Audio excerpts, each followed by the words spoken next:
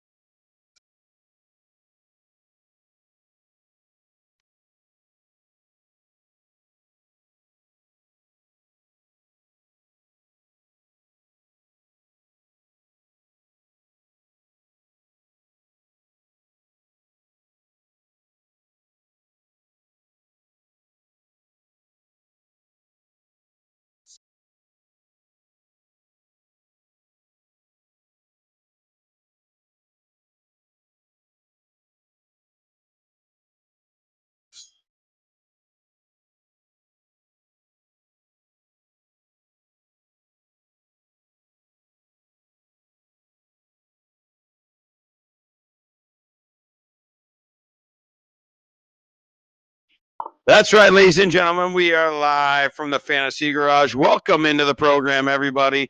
It's Dustino here on the Weekend Update on the Pop Sports Network. Welcome into the Fantasy Garage. We're glad to have you. This is week number 2 of our program. Happy to have you. Hopefully the intro went a little better. Didn't have my assistant to get us started there this evening, but we got it. As I said before, if you didn't tune in last week, we're live in the Fantasy Garage. The doors are open. Anything can happen on Friday night. It's the right time. So welcome into the show. Happy to have you all with us. We got a bunch of people looking in from all over, all these different things we're on. I had to get an Instagram. I got an Instagram now. I got a Dustino Weekend Update Instagram. So I'm getting hip with the times, ladies and gentlemen. I may be in my 40s, but we're trying to stay hip to be square. Well, now I just ruined it, right? Because that's hip to be square. That's Huey Lewis in the news. So we're a little bit old school with that. It's Friday night. Make sure you like and subscribe. Get in the comments. We want you to be a part of the show.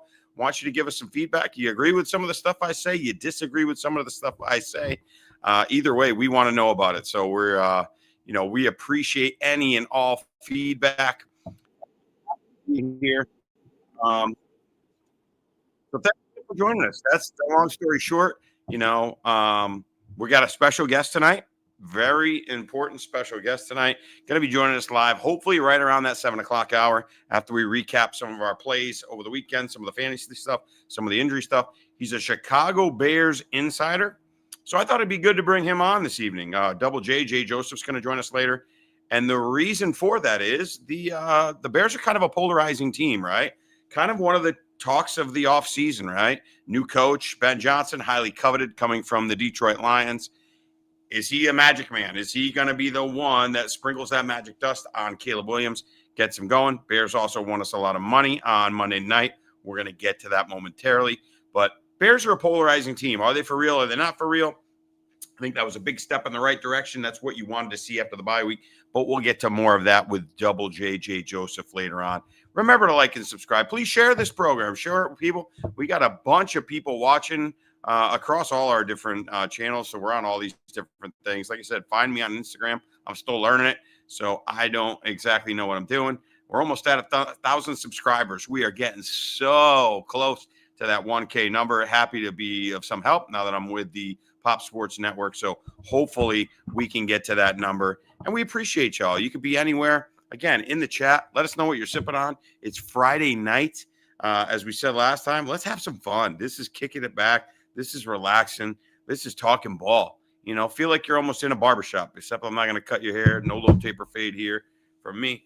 But we're going to talk ball, and we're going to talk about sports. We're going to talk about a lot of fantasy implications with each game. We're going to break them down, and we're going to talk a little bit about gambling, the plays we like. We've been on a really hot stretch. We're now 20-12 on the season.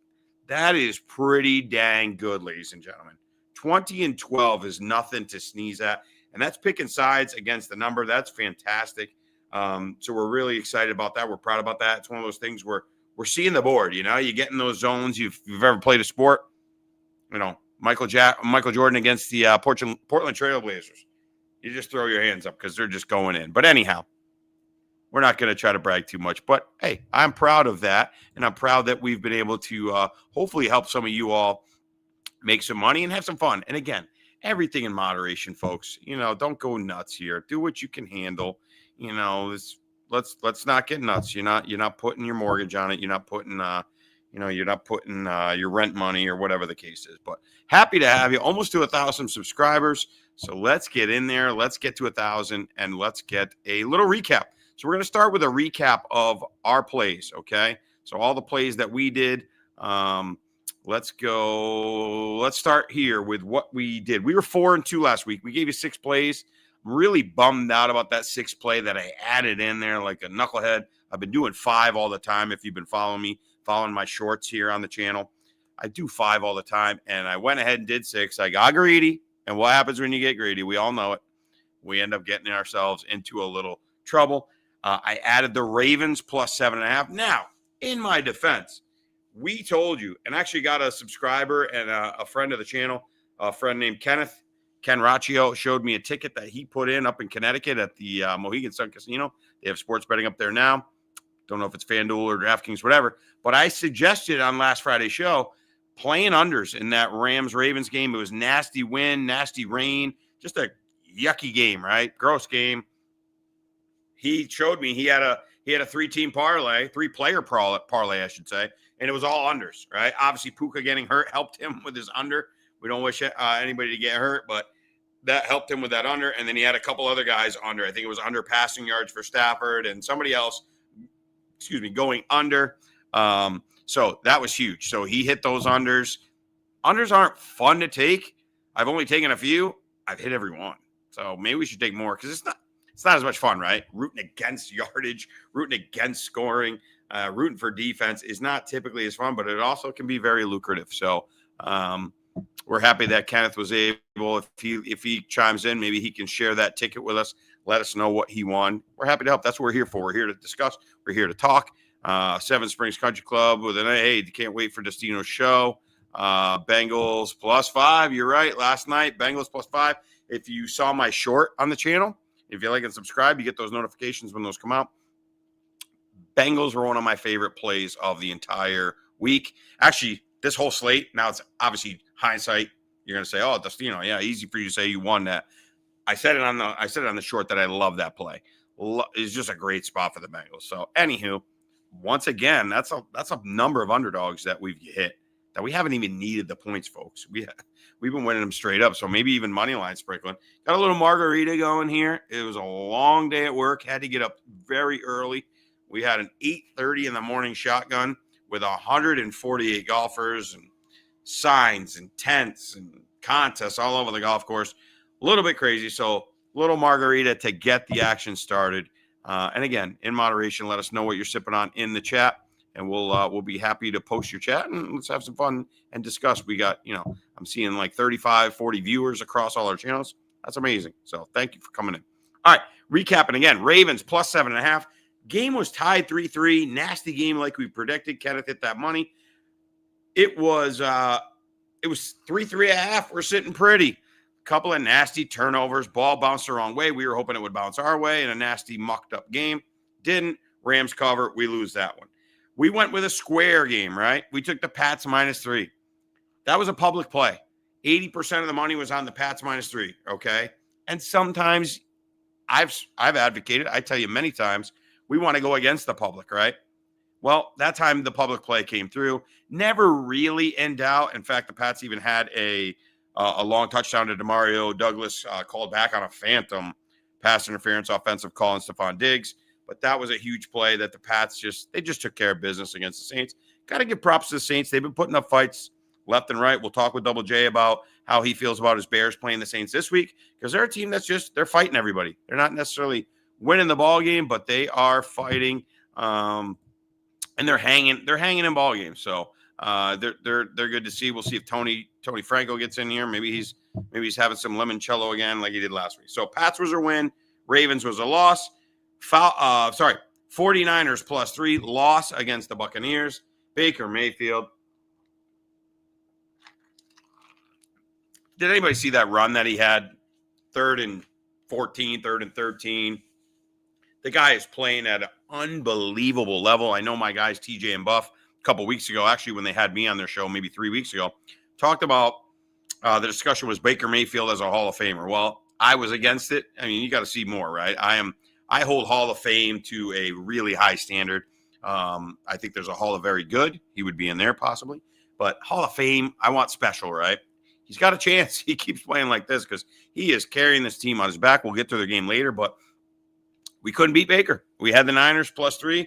Thought it was a good play, but it just didn't pan out. Baker Mayfield was just around and he made plays. You know what I mean? He made plays when he had to and got the job done. So kudos to Baker Mayfield. That was a loss. Those are our 2 losses. Now the good, okay? We talked about the Pats. We had the Bengals +14. So Bengals have been good to us 2 weeks in a row. We'll see what happens in week 8, but we'll kind of see. Bengals +14. I just thought too many points. Way too many points for a team with its back against the wall. They hung in there. They battled and covered the 14. It was a semi-backdoor cover. They were kind of trailing most of the game, but they kept fighting. And then Flacco obviously just peppering Jamar Chase. Can we get to last night's game? 23 targets. I've never seen 23 targets. That's unbelievable. I have a few leagues where I'm in with Jamar Chase. Oh, mama, 23 targets, 16 catches. You got to be overjoyed that Flacco joined the Bengals because he has just been peppering them. Thank the Lord. Jake Browning's out of there. Even Chase Brown showed some life, right? There was a Chase Brown sighting. Unfortunately, he didn't get in the end zone, but I had a little sprinkle on Chase Brown over total yardage, so I was pumped about that. I just think that number was really depressed because he hadn't been playing well. So if you're Chase Brown manager in fantasy, you got to be excited because he showed some life. T. Higgins had a great catch. Man, I mean, that guy just shows some unbelievable flashes, but of course, his ceiling is always going to be limited being there with Jamar Chase. But now that Flacco, and we'll get to one of my plays that I really like later in a player prop later, veteran quarterbacks, if they're smart veteran quarterbacks, they know where their bread is buttered, okay? This guy, if he was in doubt, he was throwing it to Jamar Chase. I mean, you don't have to be an idiot, all right? If you're Joe Flacco, I'm not sure what to do. You throw it up to him. It's not 50-50 balls, right? They're 70-30 balls, 80-20 maybe if you throw to Jamar Chase. So no-brainer there. No-brainer there for Joe Flacco to just keep throwing to Jamar Chase. So remember to keep throwing some stuff out in the comments. That's how the show is going to get better. You guys comment. So that was another win. And then our 2 favorite games of last week, week 6, were the Monday night games. We had the Falcons +4. Didn't even need it. Won the game outright. Very good performance. Let the Bills kind of hang around offensively. They didn't continue to keep the pedal to the metal. I thought we were going to get another one of those Falcons games, right? Those are those kind of teams that find a way to lose games. But that was a good step. You can see the Bijan Robinson jersey. I love the kid. He's one of my favorite players. I'm in Dynasty Fantasy Football, which we talked a little bit about last week, which is where you can have the players, long-term, forever, so to speak. As long as they're still in the NFL, you can have them. Dynasty Fantasy Football is where it's at. You want DM me, right? You're interested in getting in leagues or something? I can help facilitate. I'm knee-deep in these Dynasty Fantasy Football leagues. I've got Bijan Robinson in a ton of leagues. I just love everything about the kid. He's just built different. My kids say that all the time. I'm built different, Dad. He's built different. This kid is unbelievable. What a performer. What a player. Just awesome performance, right? And Penix did enough. And again, hyper-targeted Drake London. No Darnell Mooney, just peppering Drake London. So if you're a Drake London owner, you got to be overjoyed by that performance. That was amazing. All right, so listen, we got and then our last one was my favorite play of the week, Chicago Bears +5. Didn't need the points. My whole thought process with the Bears, highly motivated, revenge on their mind, off a bye. And if you look at it, all 4 teams that were on bye in week number 5, yes, 5, won in week 6. Easy to get these weeks confused. So the teams that were on bye in week 5 all won their ball game in week 6. So something to keep an eye on when we start looking at some of these games coming off a bye, especially when you have a good coach. So that's what I wanted to see out of the Bears. I thought they were going to regroup. It was nice to see them use some of their rookies a little more, Luther Burden and Colson Lovell. We'll get to that when Double J joins us in about 15 minutes at 7 o'clock. But those were our games. We went 4-2, puts us 19-12. And then if you watch my short video, we had the Bengals last night +5. So that puts us at 20-12 for the season. Extremely excited about that record. Like I said, 23 targets. I was very nervous the first couple of drives of the game. No Trey Hendrickson for the Bengals, and the Steelers. I mean, there was a couple plays in the first quarter. It was like Aaron Rodgers was back there cooking dinner, checking his Twitter. Oh, somebody's open. He had all day to throw, and I thought we were just going to get picked apart. I mean, Jaylen Warren was ripping off 10-yard runs, 10 yards. Jaylen Warren, 8 yards. Blah, blah, blah. I was actually looking at the game cast on my phone before I got home for my daughter's soccer practice, and I'm going, holy mackerel. But then when I got home, I'm watching Aaron Rodgers just hang out, and he's one of those guys, just like Flacco. If you give him time, they still have the arm strength. They can still pick you apart. So holy mackerel, I was nervous with no Trey Henderson. Bengals got some really, really timely turnovers. A couple of big interceptions were huge, which kind of turned it because it looked like it could get out of hand quickly with the Steelers getting ahead 7-0 and marching in for another score, but then got turned over. And then again, Flacco. It's so cool, right? I mean, unbelievable. And you talk about Hall of Fame. I'm not smart enough to know on that one. I don't, I like with Hall of Fame, I kind of want my guy to have a couple of seasons where he's maybe the best in the league or top 2, top 3 in the league. And I don't know that Flacco's ever been that. But as far as longevity, he's got a Super Bowl ring. When they beat the 49ers in that Super Bowl, I lost that game. I'll be the first to take the L on that. I had the 49ers that game. That was a Kaepernick game, came down to the wire. He's got a Super Bowl. He's got some huge wins. He's got some nice runs, some wins in New England as a playoff team. Hard to hold it against us. Let us know in the chat what you think. If you think that at some point you think if you think Joe Flacco is a Hall of Famer, I don't know. He's a tough one.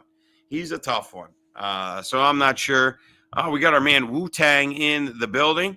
Thanks for joining us, Wu-Tang. Appreciate you, man. Any big parlays? I'm not a huge parlay guy. However, I have started getting a little bit into these same game parlays because a lot of times in the same game, you never used to be able to do that. You never used to be able to take Jamar Chase this many yards and Jamar Chase, because a lot of times it's correlated. So it's not a terrible way to go. I have found myself doing a couple more of them than I used to, usually for small increments. Because honestly, I had a guy tell me many, many moons ago, smart guy who's been around the block, that casinos build towers based on parlays and teasers. They build houses on. It's hard enough to win one game. Trying to win multiple to make it's tantalizing, but trying to win multiple is very difficult. So, it's tricky. Wu-Tang, great. I agree with you. If I have to think about the guy being a Hall of Famer, I say no. I agree. And you saw me, I kind of looked at the sky. You almost rolled my eyes there with Flacco. That's a tricky one, right? I can't say automatic. Obviously, I'm a New York Giants fan. If you know me, you can see some of the stuff in the background, my Malik neighbors and some of my Giants, paraphernalia back there. I'm an Eli Manning Hall of Fame all day. I think that's a great discussion for the offseason. We'll go off on a rant if we try to bring up every guy that we think could or couldn't be a Hall of Famer. But those 2 runs are 2 of the most magical runs in the history of the NFL, and those need to be recognized. And the longevity and the being there every week. I know he had some seasons where, interceptions were a problem, but my mind, Eli's a Hall of Famer. That will happen. Steelers are overrated. Yeah, if you watch my short, I said the same thing. 4-1. But I thought it was an overrated 4-1. So I agree. And what's interesting with them is their defense. You think Steelers, you automatically think defense, right? Always think defense. My wife's uncle, God rest his soul, the biggest Steelers fan I ever met, had a whole room dedicated to the Pittsburgh Steelers. He was fun to be around during the games, kind of a maniac, but man, I miss that guy. I love that guy. Great guy. Tito, rest in peace, my friend. But he was a huge Steelers fan, and you always thought defense, right? You were always ready for that defense. And they're getting torched. I mean, look at the Jets. The Jets couldn't do an absolute thing in London against the Broncos. I mean, that was one of the most dismal. Thank God I wasn't even around to watch that game. I had to look at the stats after. I was not around. I had some things going on in the morning, those London games. Sometimes it's great. If I got nothing going on, it stinks. When I got something going on, I had something going on. This weekend, I don't. So I'll be able to see that London game. But my God, the Jets were abysmal. And then you look and they scored 40. Was it 40? 41 points, 38 points, upper 30s, maybe even got to 40. I can't remember week 1 against the Steelers defense. So that is a defense that in the past you might worry, oh God, maybe I don't play my running back. I think you fire up all your guys against the Steelers because that defense needs some help.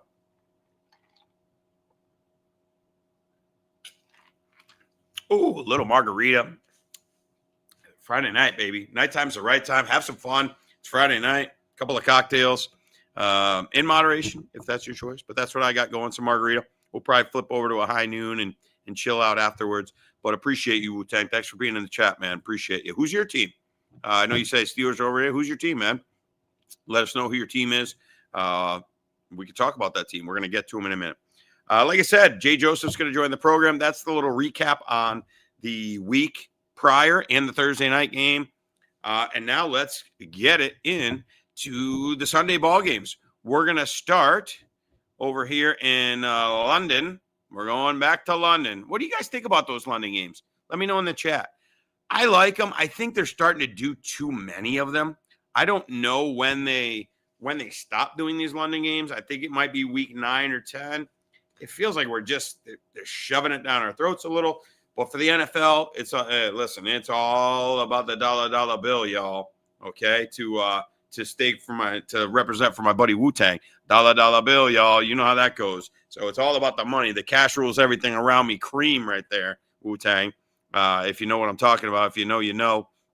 That's what it's all about for the NFL. And going overseas is they're selling out stadiums. They're getting more people exposed. I watch, a lot of like these, I found myself now that I'm getting older, when I drive it to and from work, I watch some of these fantasy channels and all these different guys that speak about fantasy and stuff. And one of the guys that I see and follow, he's British. He's from England. So it's working, right? They're getting people. We may not like it. Again, I love it if I don't have anything going on. It's great to have on the background while I'm, Sunday morning, I usually have to do the honey-do list and do a lot of cleaning and do help and run chores and errands, blah, blah. So that way from 1 o'clock on, I don't get bothered, right? You guys feel me on that one. So that's my usual deal. But so if I don't have anything going on, it's cool to have in the background. This week's game is actually pretty intriguing, and we're going to get there now. You see it on the screen. Rams -3. It says at Jags, but, Jags are technically the home team, but we're over in England. 9:30 in the morning. So make sure you set those lineups. Be ready. Don't get caught off guard with those lineups. First and foremost, before we get into any betting, we talk about the fantasy implications. Puka Nacua is out. All right. You guys should know that, right? Everybody saw him go down with a high ankle sprain or whatever. He tried limited practice, not happening. Kyron Williams is going to play. Blake Corum is going to play. I mean, he's not really fantasy relevant, but he is going to play. He's the backup to Kyron Williams. So that brings us to Davante Adams, right? We talked last week about the Rams really dialing in on certain players, right? They're a consolidated offense. So it's a team that you really like to have your fantasy players because it's Puka and it's Davante. Puka, Davante, Kyron run the ball, right? Triple threat. Now who's going to be that secondary guy? Could it be Tyler Higbee, the tight end? He's an intriguing play for daily fantasy, or if you're on a bye week. I forget who's on bye this week. I got to look it up. And I apologize about that. I believe it's just the Ravens and the Bills. I think it's just 2 teams on bye. Somebody can confirm and let me know in the chat. I'm pretty sure it's Ravens and Bills on bye. So you're probably not hurting too bad to go to Tyler Higbee, but you could do worse, right? They got to throw to somebody. You're going to see Tutu Atwell play. He practiced today, and they did say he's going to play. Jordan Whittington's interesting if you're in super deep leagues. I'm in a bunch. Some of these dynasty leagues are like insanely deep, and you got start 11 guys, 12 guys. You're digging to the Jordan Whittingtons and the Tutu Atwell. So those are possibilities. They got to throw to somebody. Davante Adams, if we know it, they're sure the Jags know it. I'm sure they're going to be hyper defending Davante and obviously trying to stack the run against Kyron Williams. On the Jaguar side of the ball, it was nice to see Brian Thomas had a good game. Travis Etienne had a good game. So it was good to see those guys perform and have good ball games. So Jaguars, Trevor Lawrence, man, he's just so polarizing. I traded in Dynasty my last Trevor Lawrence share a couple weeks ago. I just can't with him. You keep waiting for it to happen. At some point, it's just not happening. He's just very inefficient. He ended up with a good fantasy game because he had a couple rushing touchdowns. But he's frustrating to watch because he was supposed to be the second coming. Hasn't really happened. And then what are we doing with Travis Hunter? Man, has he been disappointing? I'm not giving up on the kid, but if you're in a yearly league, you absolutely cannot play Travis Hunter unless you absolutely had to. But in a dynasty league, Hunter's a guy I'm not giving up on. I think he's extremely talented. Some people that I follow that are very, very dialed in and very highly respected have him as, one of the top receivers. If you just took him as a receiver, graded of the last 10 years. But we cannot ignore the fact that he's trying to do the two-way. And how much does that take away? And in fantasy, we're looking for volume and production. So, yes, he may be doing great things for the Jaguars team, but he's not doing great stuff for our fantasy team. So he's tough. I think if you're in a yearly league, right? A redraft league, we call that, where you draft a new team every year. I think you could almost drop him. Maybe you can hang for another week unless you're in a deep league. But if you're in one of these shallow leagues where, every roster spot's really important, it's kind of tough. They are trying to get him he's on the field a lot. I believe he was on the field let me look this up. I'm pretty sure he was on the field because he's a very polarizing player. So I don't mind taking a minute to talk about him. Let's see, because I have him in a dynasty league and I have to play him every week.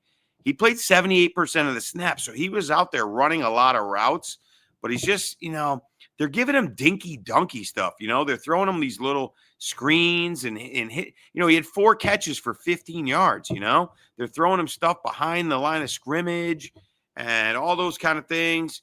And, they're not really setting him downfield, which is the stuff we need for fantasy, right?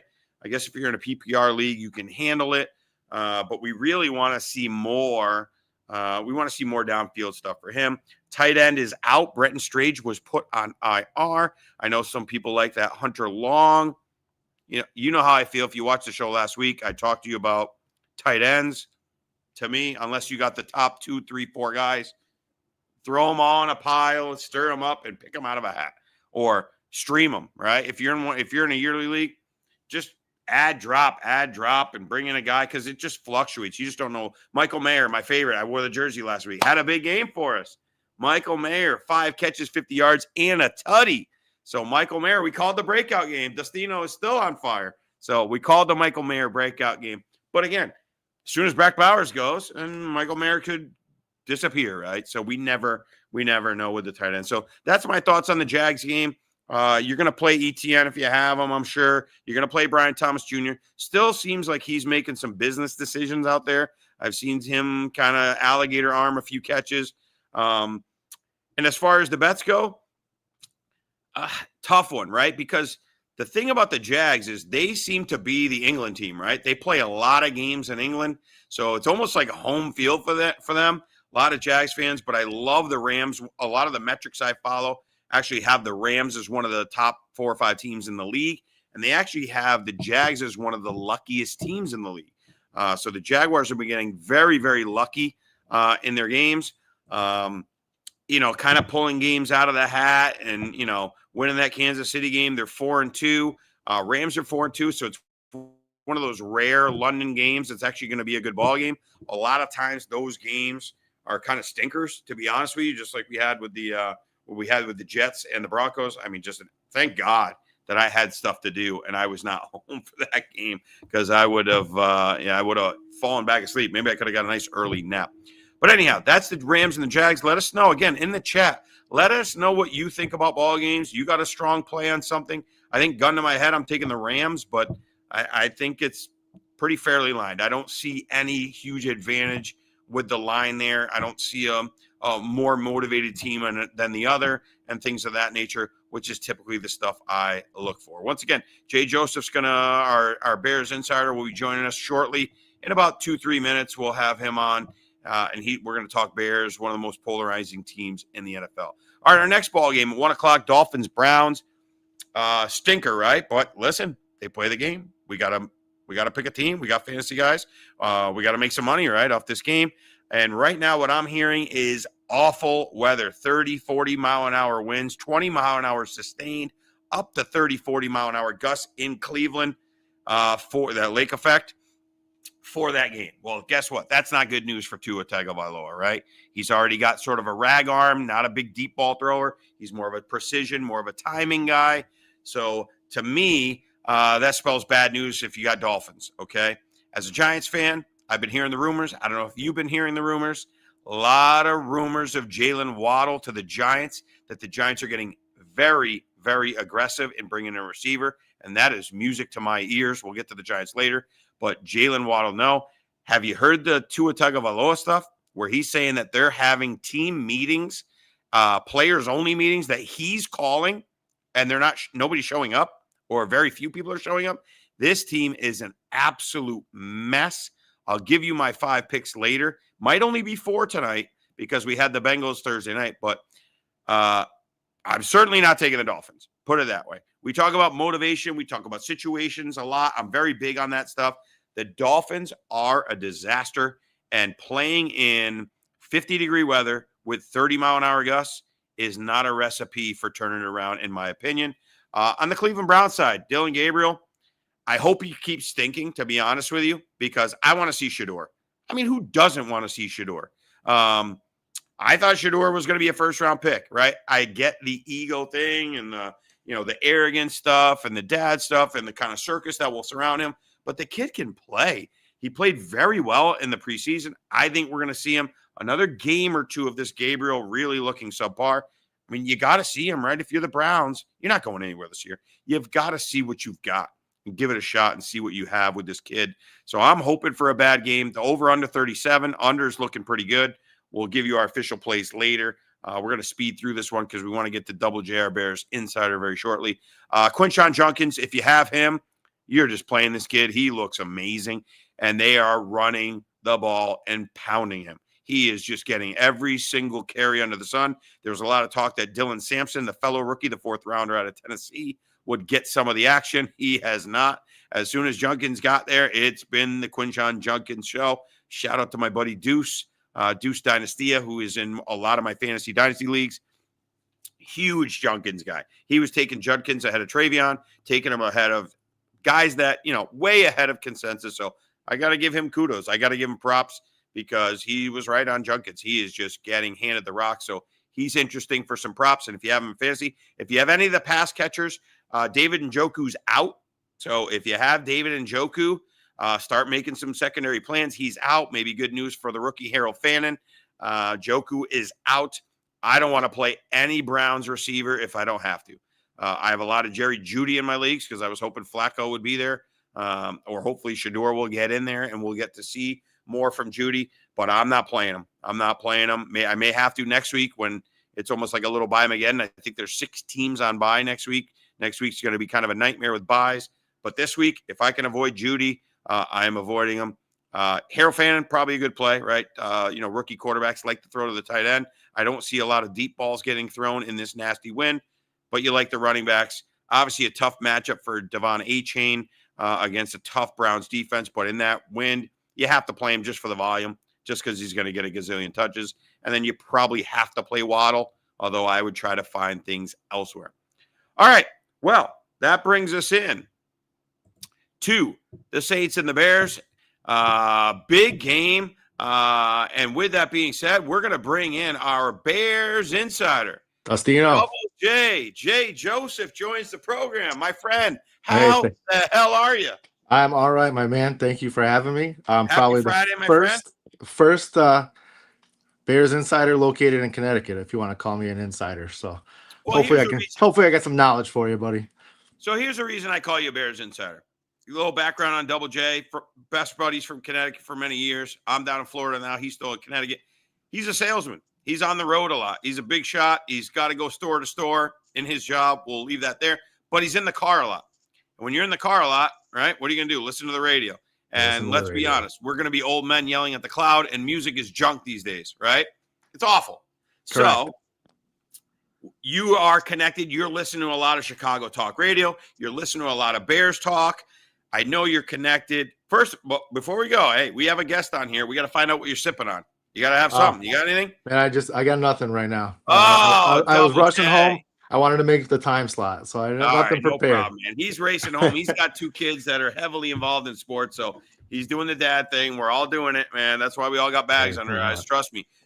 Jay and I, we were like 6'4". We were really handsome about 20 years ago, and now look at us. But little thinner, better shape. Yeah, Yeah, for sure. Well, thank you for joining the program. We're happy to have you in here. All right.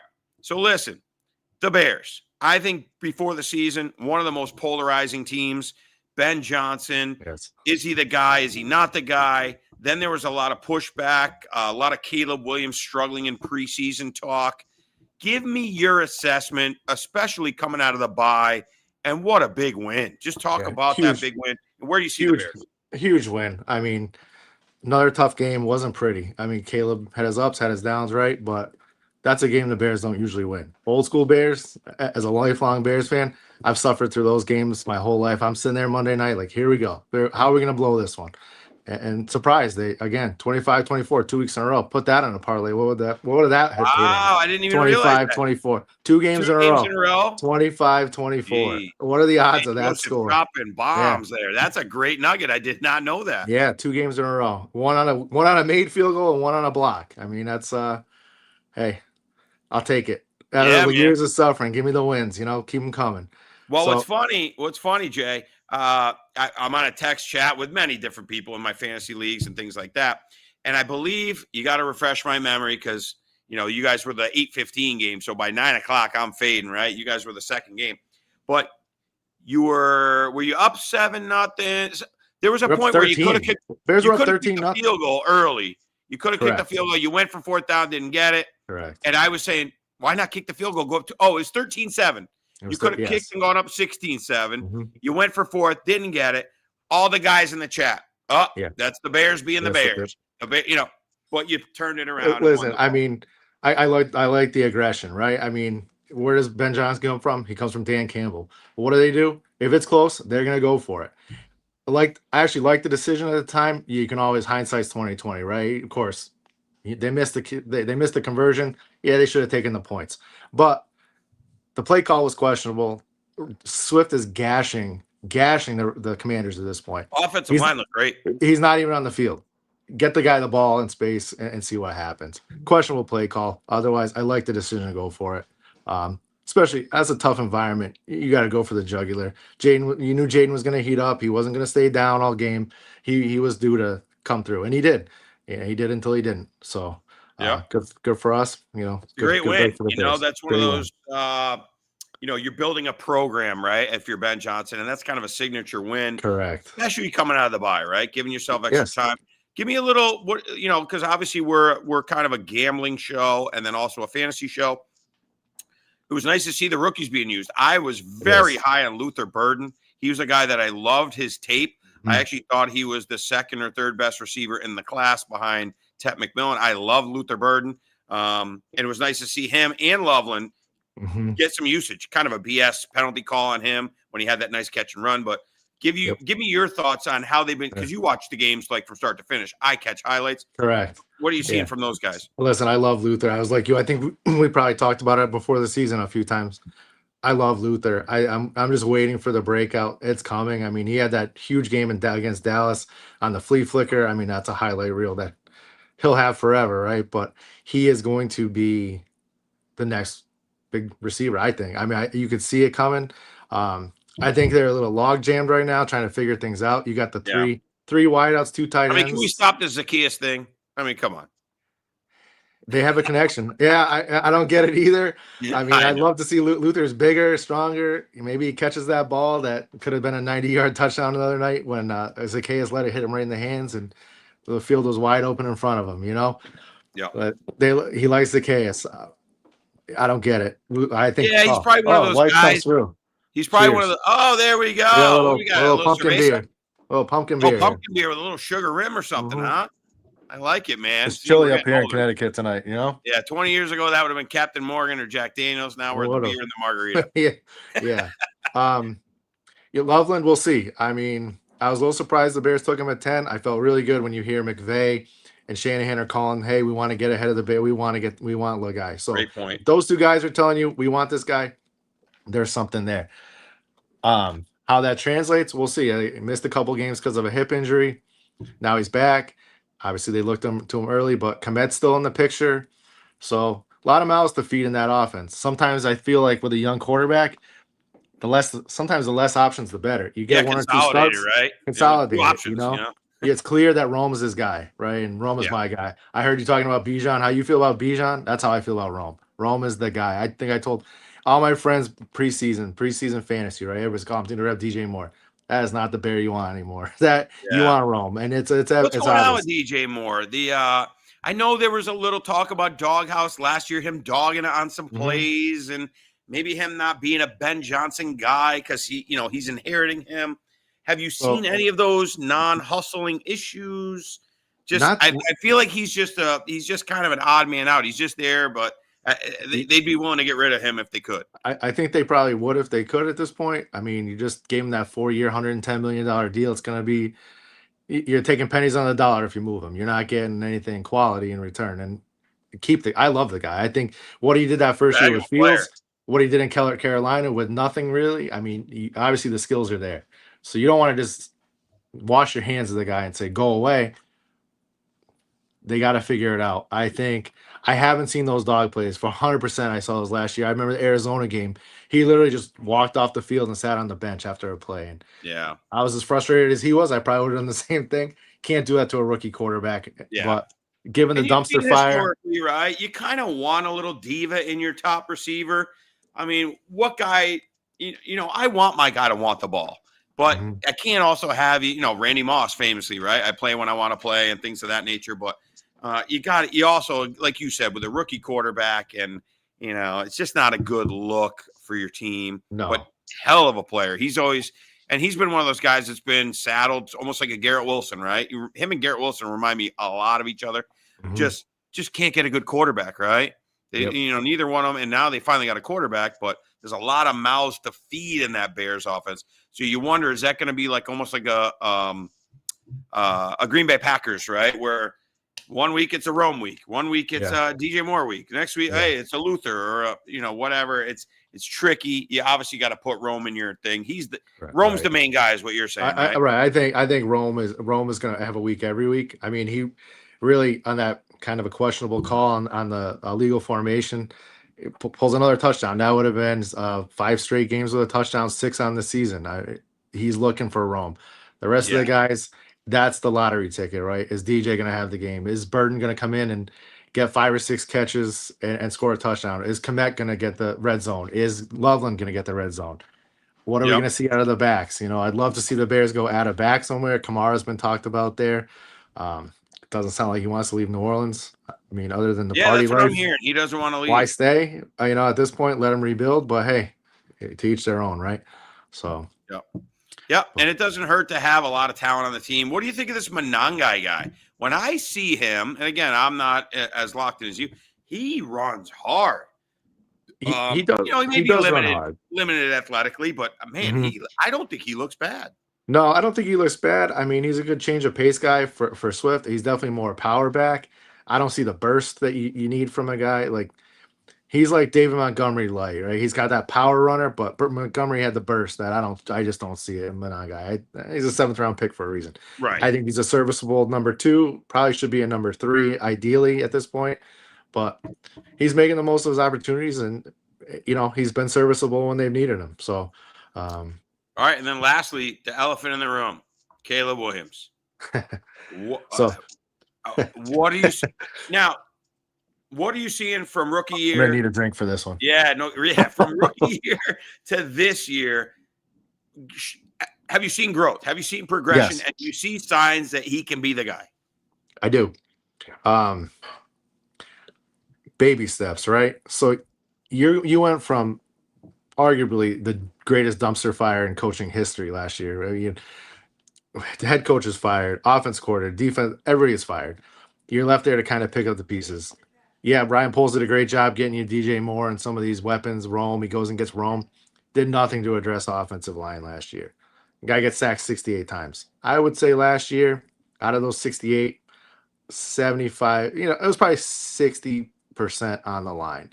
He held the ball. He definitely held the ball too long. Mhm. Tried to make the hero throw, trying to make too much go on. Obviously didn't learn. Um, you see that has improved. I mean, last year, 4 sacks a game. Right now, he's at 2 sacks a game. So he's at 10 sacks right now. I'd say, watching every play, 2 are on him. The other 8 are just That's pressure was there too huge quick. progression. Yeah, That I was a think 2. huge knock on him. He had a couple botch plays Monday night. He held the ball too long.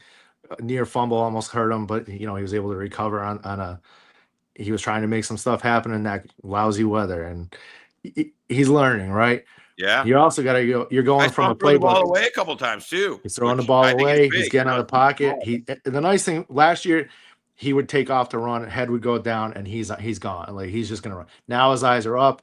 He's made some great throws down the field, not always converted, but some really good throws, pretty accurate. He actually seems more accurate when he's on the run, especially to his right, getting the ball out.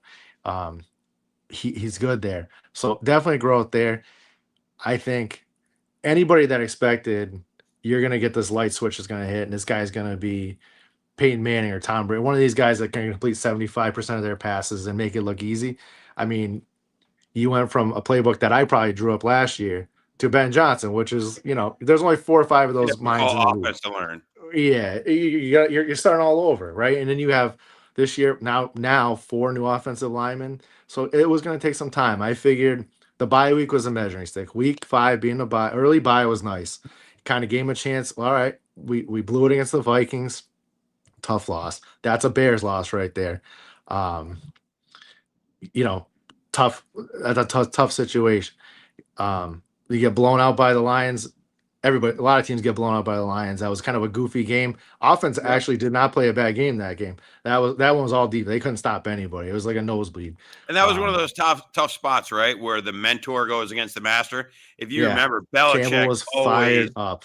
Belichick whooped on his assistants who got head Yes, coaching jobs. yes. Every time he played them, he whooped them. Got Mhm. a quick comment in the chat from RJ Rotanti. O-line was excellent for the Bears. I thought so too. I mean, I saw some gaping holes for DeAndre Swift early in the game. So What's going on with the O-line? the O line was great against the run. But if you look, PFF had him 27th against the pass this week on Monday night. So not Wow. great against the pass. That was the best game by far. That was shades of the Lions right there. You saw Darnell Wright, who I'm super critical of Darnell Wright. I mean, they took He him was a over high Jalen draft pick. Carter. He was the number 10 pick. They traded down twice and passed up. Jalen Carter, he might be a head cake, but he's what the Bears need on defense. So you take this kid over him, and he struggled. A lot of stupid penalties, a lot of holding, but he played an unbelievable game Monday. A lot of pull blocks. He was getting down the field, making those second, third level blocks, which really helped Swift spring some of those huge runs. So big improvement. I mean, the interior looks a lot better, but yeah, I think they still have some room to go on that pass block. The pass protection is still a little spotty. All right. Run blocking, it's there. And that's Ben Johnson. You're gonna fix Yeah. that part of it, and then the run leads to everything else. Yep. And then obviously you're a proponent of them possibly bringing in another running back. You're not afraid to bring somebody in at the deadline. What the heck happened to Roshan Johnson? I'm He's talking just been fantasy. I'm in dynasty leagues. He's really just disappeared. Just Yeah, not the guy, right? Doesn't he's just have it. been dinged up. I mean, he was inactive for the first 2 weeks with injuries. They had him week 3, week 4. He came back this week, and yeah, I just don't think he has it. I wanted to believe. He was a backup in college for a reason. So, There you I go. mean, he's just good tape at Texas. Had a lot of good Yep. running backs coming out of Yeah, these Texas. guys, fourth Again, round and beyond. I mean, fourth round and beyond. Good luck, right? You serviceable might get 2, Scatterboo, serviceable 3. and then you get Roshan. There is some injury talk with DeAndre Swift this week. I He's saw that been he questioned. practiced today. I was told He he did practiced practice. today, I and saw he told limited. reporters he was going to play. He says he's going to play. I saw limited last I checked. He was limited today, but he says he's going to play.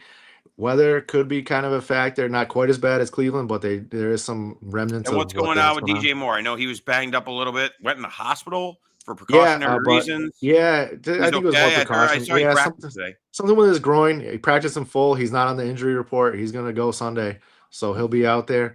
Kind of, it's great to have DJ out there, but I was kind of like, hey, let's see what Luther does if DJ doesn't play. The kind of like I said, you get those two guys. Yep. eliminate one mouth to feed and see what happens sometimes. But DJ will be there.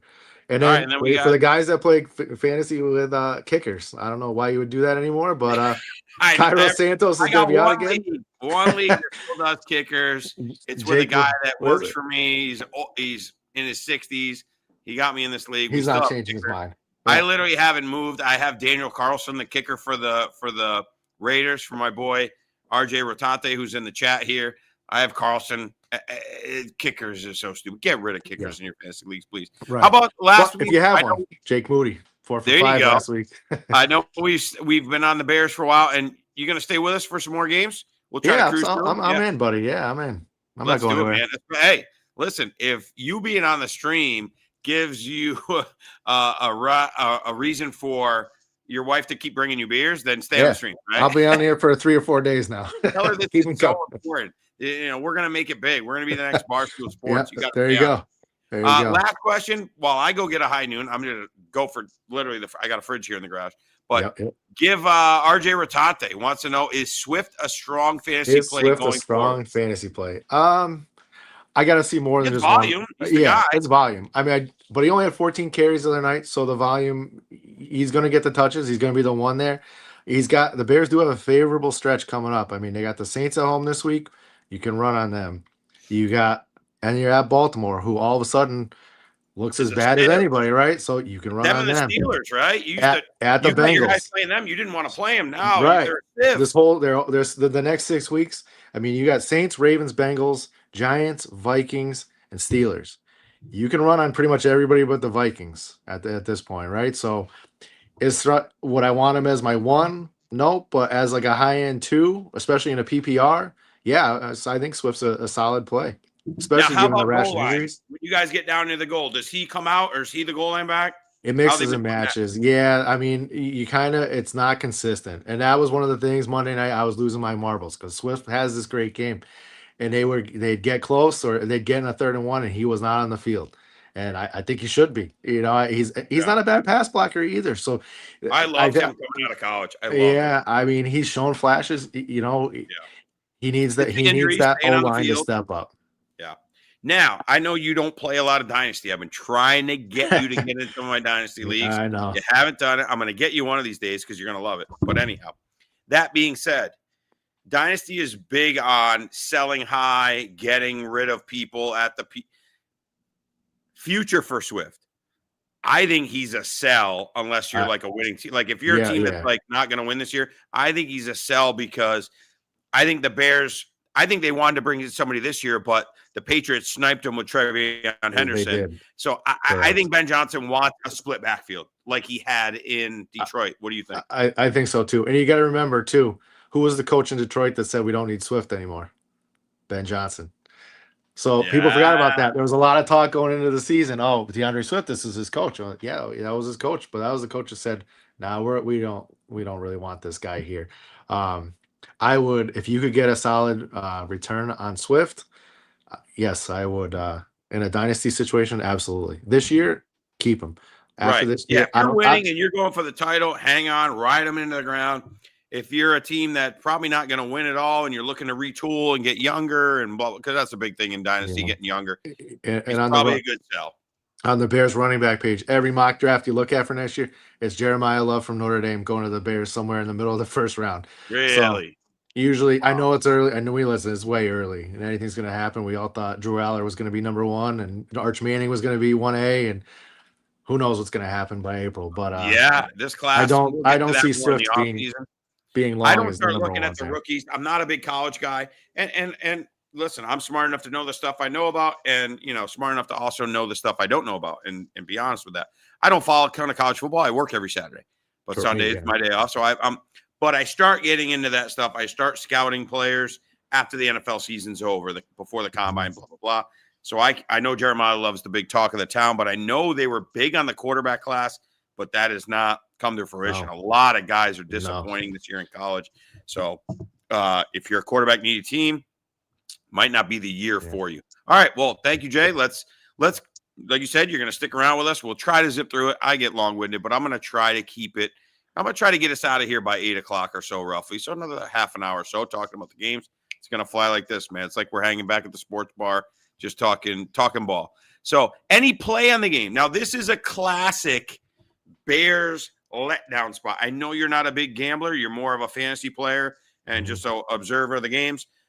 This seems to me like a Bears letdown spot. I don't have an official play in the game. I think if you put a gun to my head, I'm probably going to take the Saints because they've been fighting hard. And actually, believe it or not, the Saints have been incredibly good against the run. They've stuffed a bunch of running backs. They stuffed Scatterbo 2 weeks ago. They stuffed the Patriots to like nothing last week. They've been a kind of sneaky team. Any thoughts on the game? Any thoughts on the total? You see it on the screen? Yeah. I mean, I think the Saints have definitely surprised. I thought they were going to be the worst team in the league, and they have not been the worst team in the league. So credit to them. I mean, Absolutely. I think I thought they were going to be atrocious. Is Spencer Rattler going to come out fired up? I mean, he's playing against his old college teammate there and Caleb, and maybe he's going to try to put on a little bit of a show. I don't know. Listen, 4.5, that's probably pretty close. I personally, I'm hoping it turns into one of those Cowboy games because my chest can't take another 25-24 nail biter. Imagine that third game, 25-24. That'd be 49. No, I might not make it. Over. We take the over. I think the Bears are going to put up some points. I don't know what the Saints do. I would probably lean Bears. I would probably lay the points and take the under if I was to do both. You got a fan in the building, Double J. Nolan, Marin, 7. You know these people? Right. Neighbors? Yeah, no, sure. I guess one of the kids that Kobe goes to school with. Oh, that's cool. Excellent. Hey, thanks, buddy. Welcome in. If you play fantasy football, never too early to start. Well, they all play, buddy.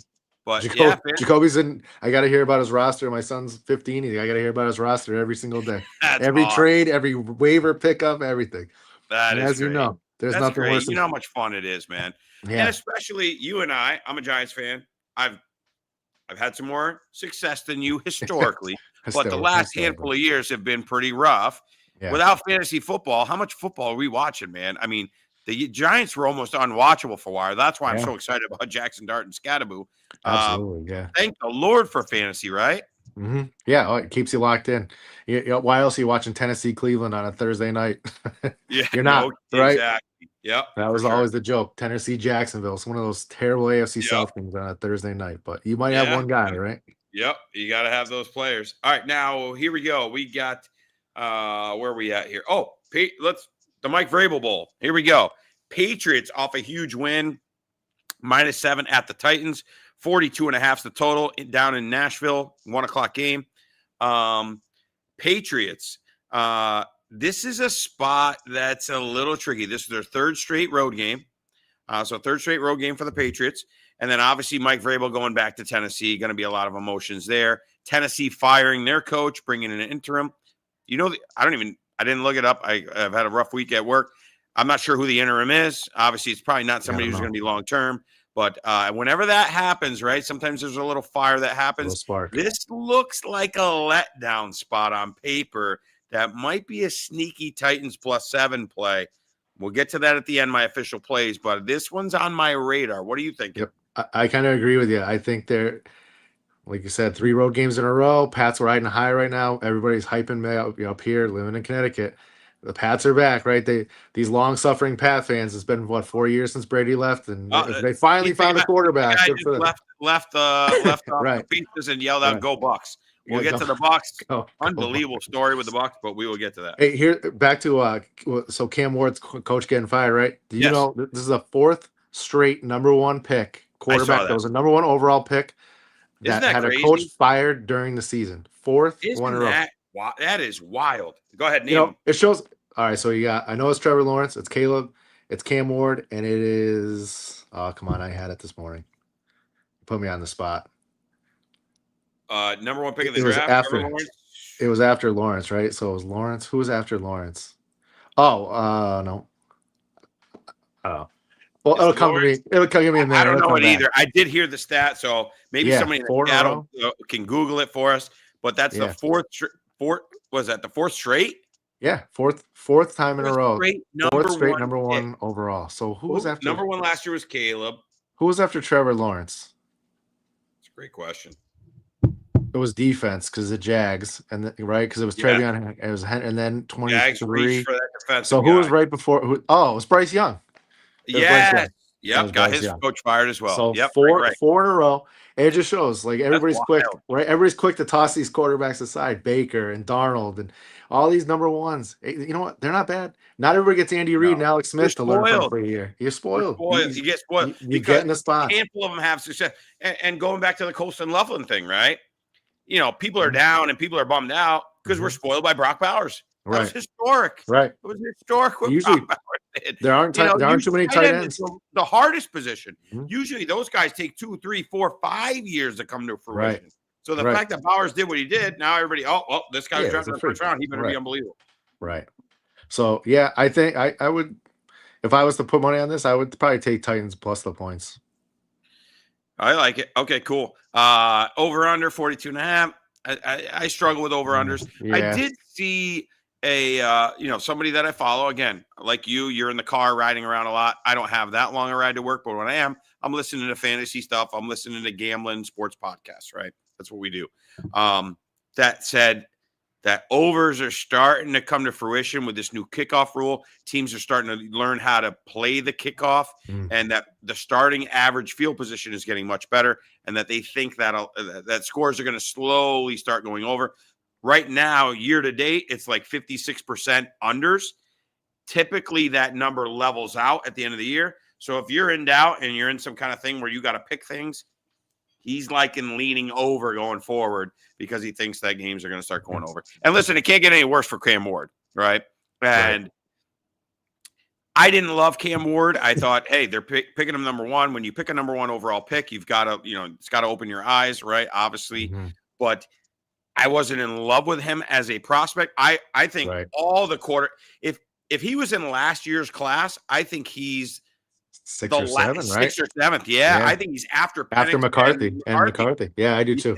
I agree. And Nick, I think all those guys are before him. Right. I mean, is there a chance that and you need a quarterback, you gotta pull the trigger. Right. Is there a chance that but it can't get worse? Put it that way.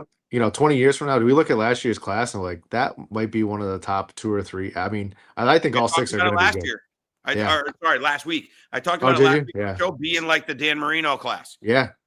These guys are good. I mean, they're good. They're all in good now. They're all in pretty good situations. Nix looks great. I mean, he's a little sophomore slump. Penix, jury's we'll out. See. It's McCarthy, early. Jury's out. Caleb is showing the signs like we but talked improving. About. And now they all have the right coach. And I think that's the most important piece. Yeah. Yep. Having that coach and that offensive coordinator combo. Look at what Josh McDaniels, we talked about that last week as well. Some of these guys that are just built to be coordinators. They're not head coaches. They're built to be coordinators. And that's where they shine. So, all right, there's Patriots Titans. We've got Panthers at the Jets. Panthers are favored by 141.5 total. No Garrett Wilson. Josh Reynolds is questionable. I have no idea who's going to catch the ball for the Jets other than their rookie tight end Mason Taylor. Breece Hall's in a lot of trade rumors. A lot of talk about Aaron Glenn not making it one full season. You obviously know him well. He was in your division as a defensive coordinator for the Lions.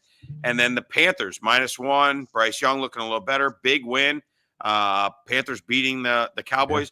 Panthers are playing very well at home, playing terrible on the road. Rico Dowdle looks like a league winner if you picked him off waivers or you just had him hanging around on your bench. He's been unreal. Tet McMillan looks like the real deal. Bryce Young, I'm still not sold on. He runs around a lot. He still looks like a middle schooler playing out there. Small. What are your thoughts on this Panthers and Jets ball game? Interesting game here. Yeah, it is. I mean, if not now, then when for the Jets, right? I mean, I know they're beat up. I know there's some controversy. There's always controversy with the Jets. They're not going to go 0-17. They're going to get one. I think it's going to be this week, and with a point, it's basically a pick 'em. I would go Jets here. Pump. Thank you, Double J. Yep. I'm leaning Jets here. Like you said, I love taking teams either A, going against them when everybody makes them the greatest thing since sliced bread, or B, taking them when everybody thinks they're just completely done. Yep. These guys are professional players. They still have guys on their team, and they still have guys that are going to play. Perfect example was when the Packers started 2-0. I keep harping on this, but one of my favorite plays of the entire year, top two last, was Bears the other night, and then it was the Browns +9 at home against the Packers when the Packers were 2-0. And everyone was calling the Packers the Super Bowl winners, and they're the greatest thing since sliced bread. Mm-hmm. Same thing here. Everybody says the Jets stink. They're going to fire everybody. They're awful. They're terrible. Blah blah blah blah blah.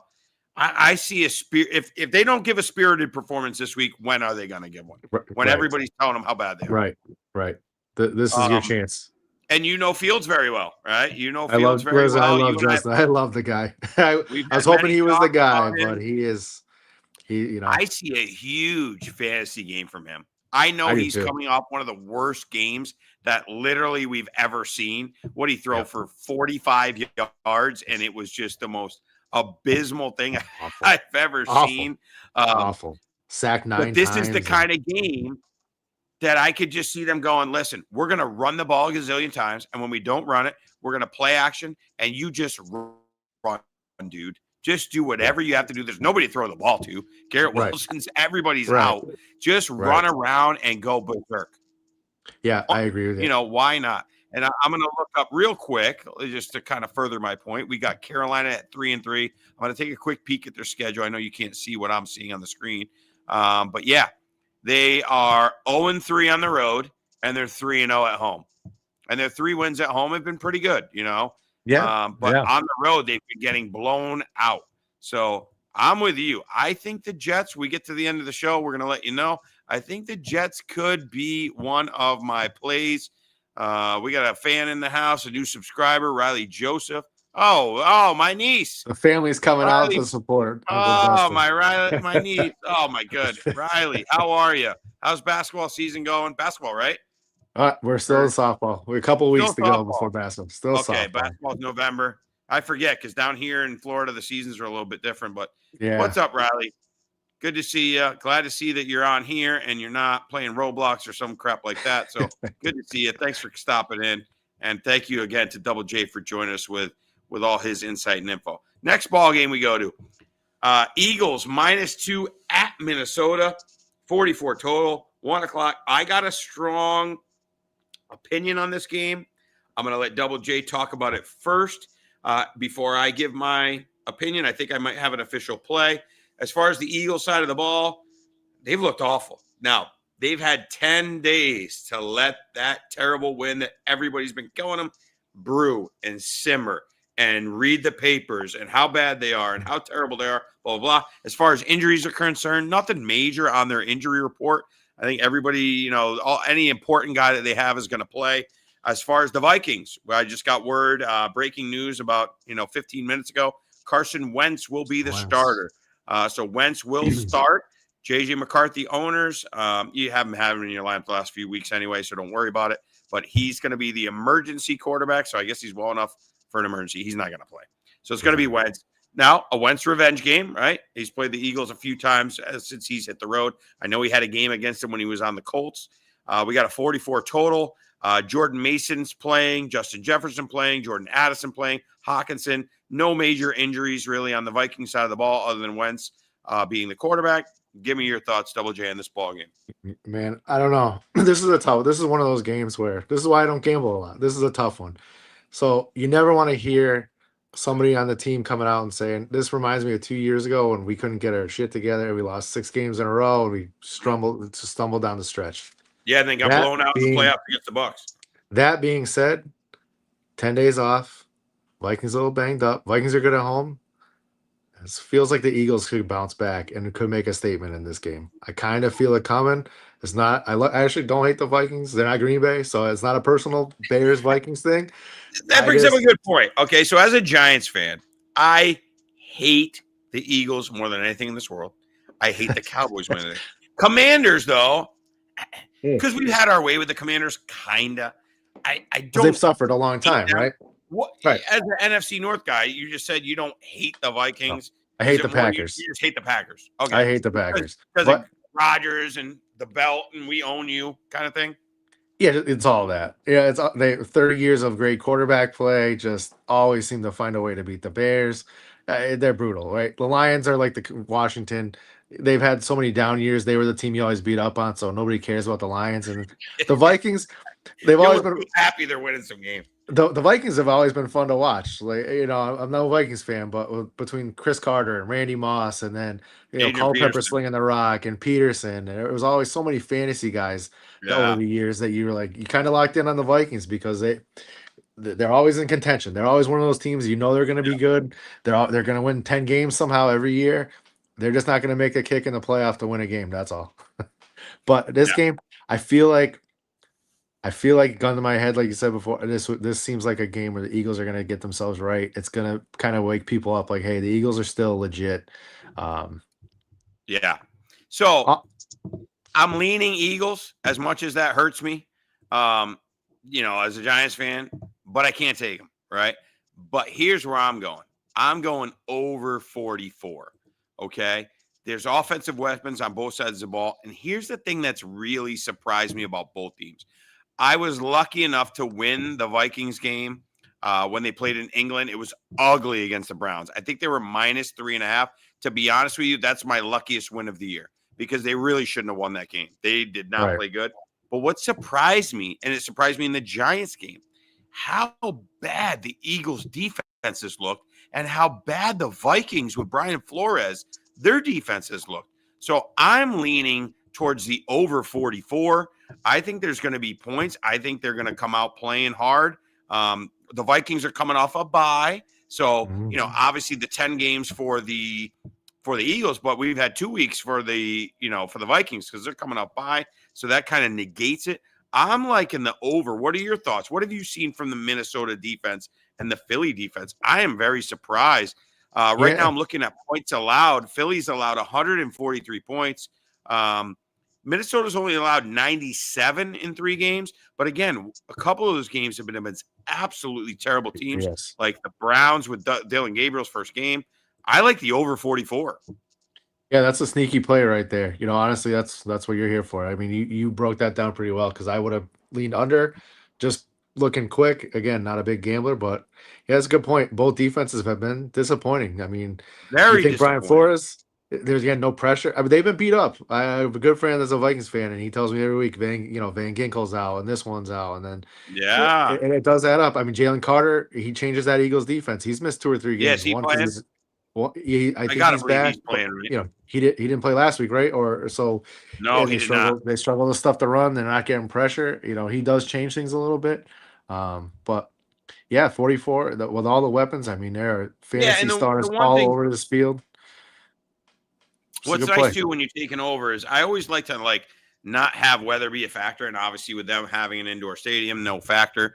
That may make the official list. Stay tuned for the very end, but that might make the official list. Before we get to our next ball game, we got a great question coming in from the chat. We got a great question here before we get to Raiders Chiefs. Oops, I hit the wrong button. I apologize. I'm getting new to this, folks. So hang on. Take a sip of your drink while I got this figured out. Who's your MVP prediction so far as we have seen this season? I'll go quickly first. And actually just had this, we're in the fantasy garage. The garage is open. I got a neighbor across the street. I live north of Tampa. I'm a Giants guy, Connecticut guy. I just had this conversation with my neighbor before the live stream started. Baker Mayfield has got to be the front runner. He's got to be. What he is doing with all the injuries, and every week another guy's banged up, and then these runs that he's having. I talked about it before you came on the stream. That 3rd and 10 run or 3rd and 12 run, he runs for 14.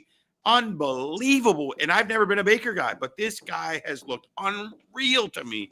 What are your thoughts on Baker Mayfield? And do you have any other dark horses for MVP? I mean, yeah, I think Baker's got to be one.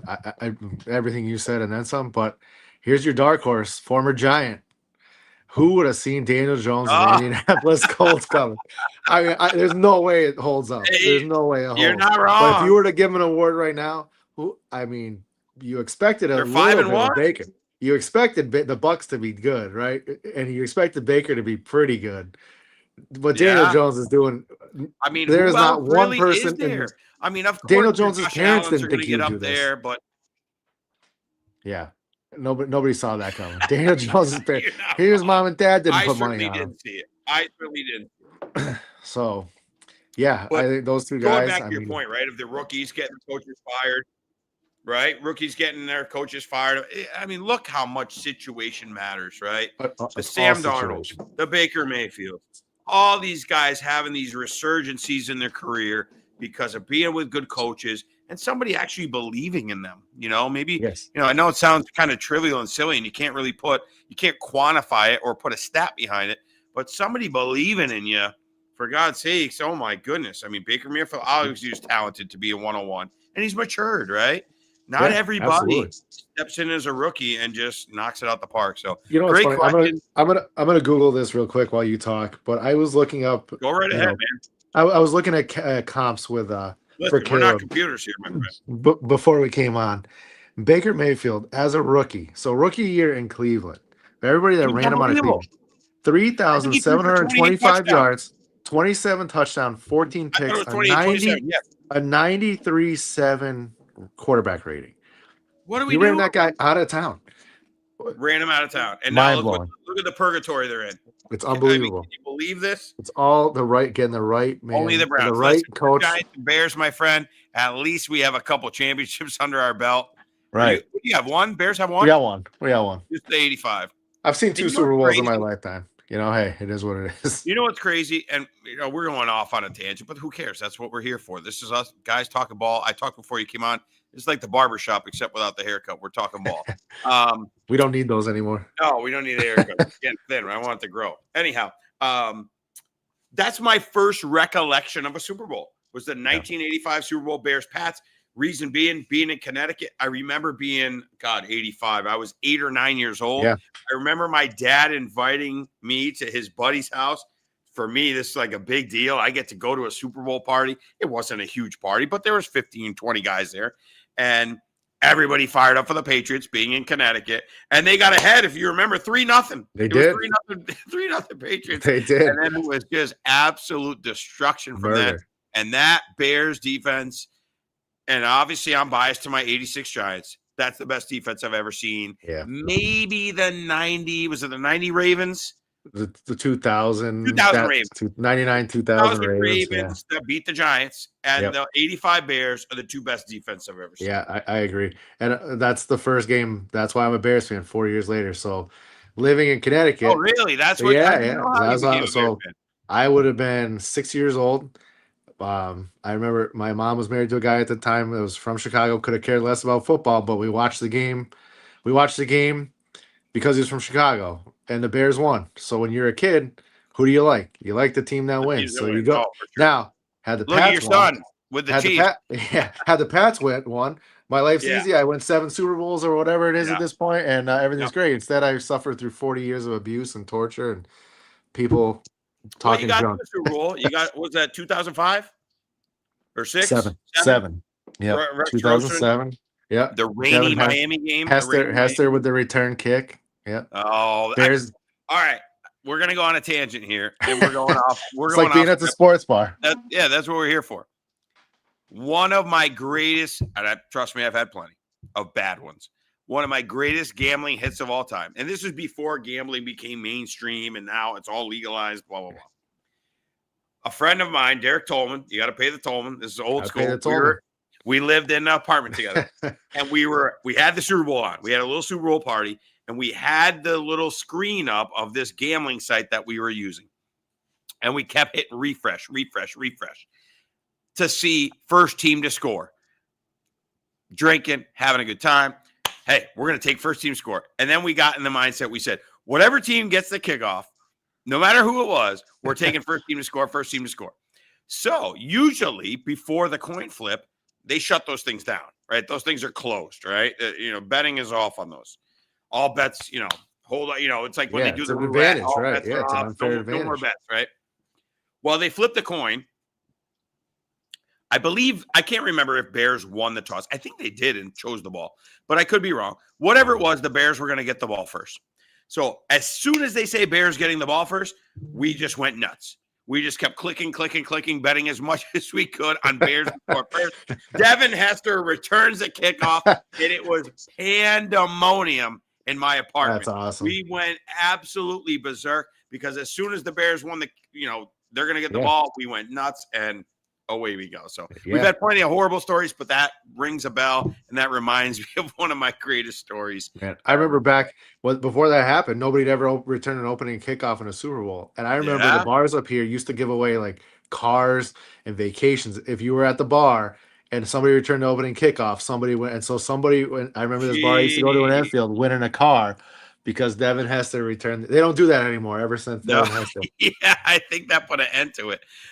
You got a fan in the house. RJ Rotante says he knows his stuff. So great to have Double J knows his stuff, man. Appreciate it, RJ. I'm not bringing on amateurs here. So thank you, Double J, for coming on. Let's get to our next game, which I'm sure RJ has a lot of interest in. He's our resident Raiders fan. He was on the show last week helping us out.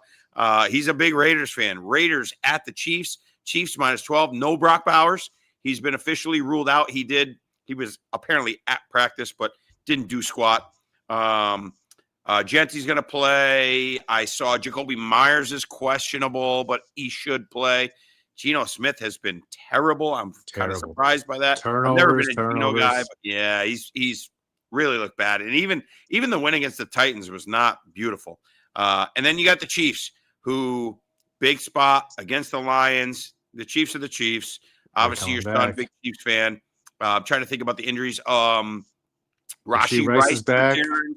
Big return of Rashi Rice. Going to be very interesting to see how the breakdown becomes with him and Xavier Worthy and all those other ancillary pieces like Juju and things of that nature. Obviously, if you have Travis Kelce, you're playing Travis Kelce, you're riding him into the ground. You roll your eyes, but he's still getting targets and he's still a part of the offense. The running back situation has been terrible in the Chiefs. They've obviously been linked to many guys. I've heard Kamara. I've heard Breece Hall. I've heard a bunch of different options for them because they could use some explosiveness.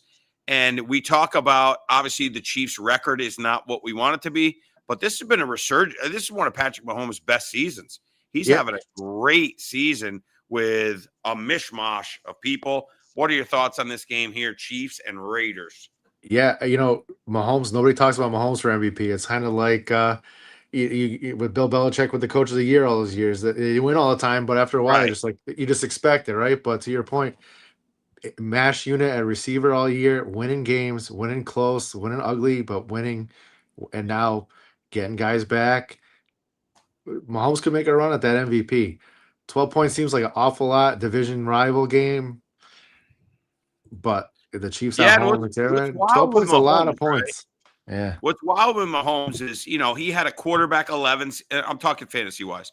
A quarterback 11 season last year, quarterback 8 season the year before. So a lot of the talk coming into this season has been, man, Mahomes is really not hitting the deep ball. He misses Tyreek Hill, obviously. His fantasy, he was like a god in fantasy, and he's kind of come back to earth. This year, he's back to sort of being a god again. And you're right. I know they're only 3-3, but if anybody's going to, give Baker a run, I think Mahomes is it. Now, as far as gambling, right? We know the Chiefs are the better team. Let's not get nuts. But the Raiders historically have played them tough at Arrowhead. And I saw a stat the other day. I can't recall the exact stat. However, Mahomes, as a 3-point or more favorite at home, has not been very good historically. They win a lot of ball games, but it's one of those, they win it in the last possession.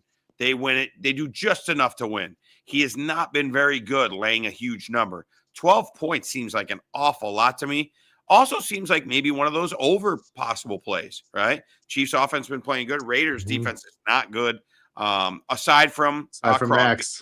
Max. He's on Mad Max, unbelievable. He's going to get a few hits on Mahomes, and he's going to let him know he's there. But maybe another possible over, and then certainly leaning towards Raiders if you're in a pool where you've got to pick all the games, right? Agreed. Which way do you lean?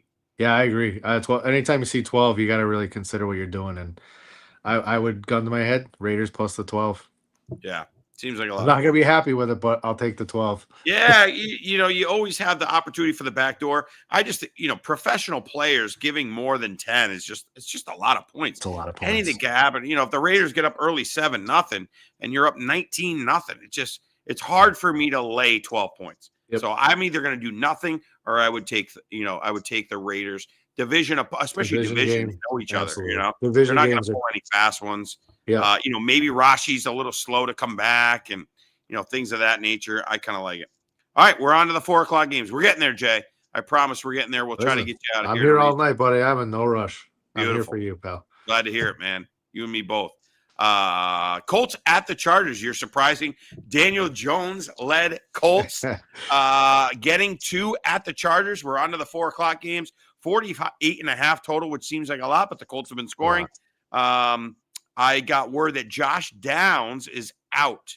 So no Josh Downs for the Colts. So it's going to be more like a Pittman, Tyler Warren, Alec Pierce, my guy, Adonai Mitchell, who I am hoping is a possible trade candidate to the Giants. You don't know the history necessarily, but I am an Adonai Mitchell stan.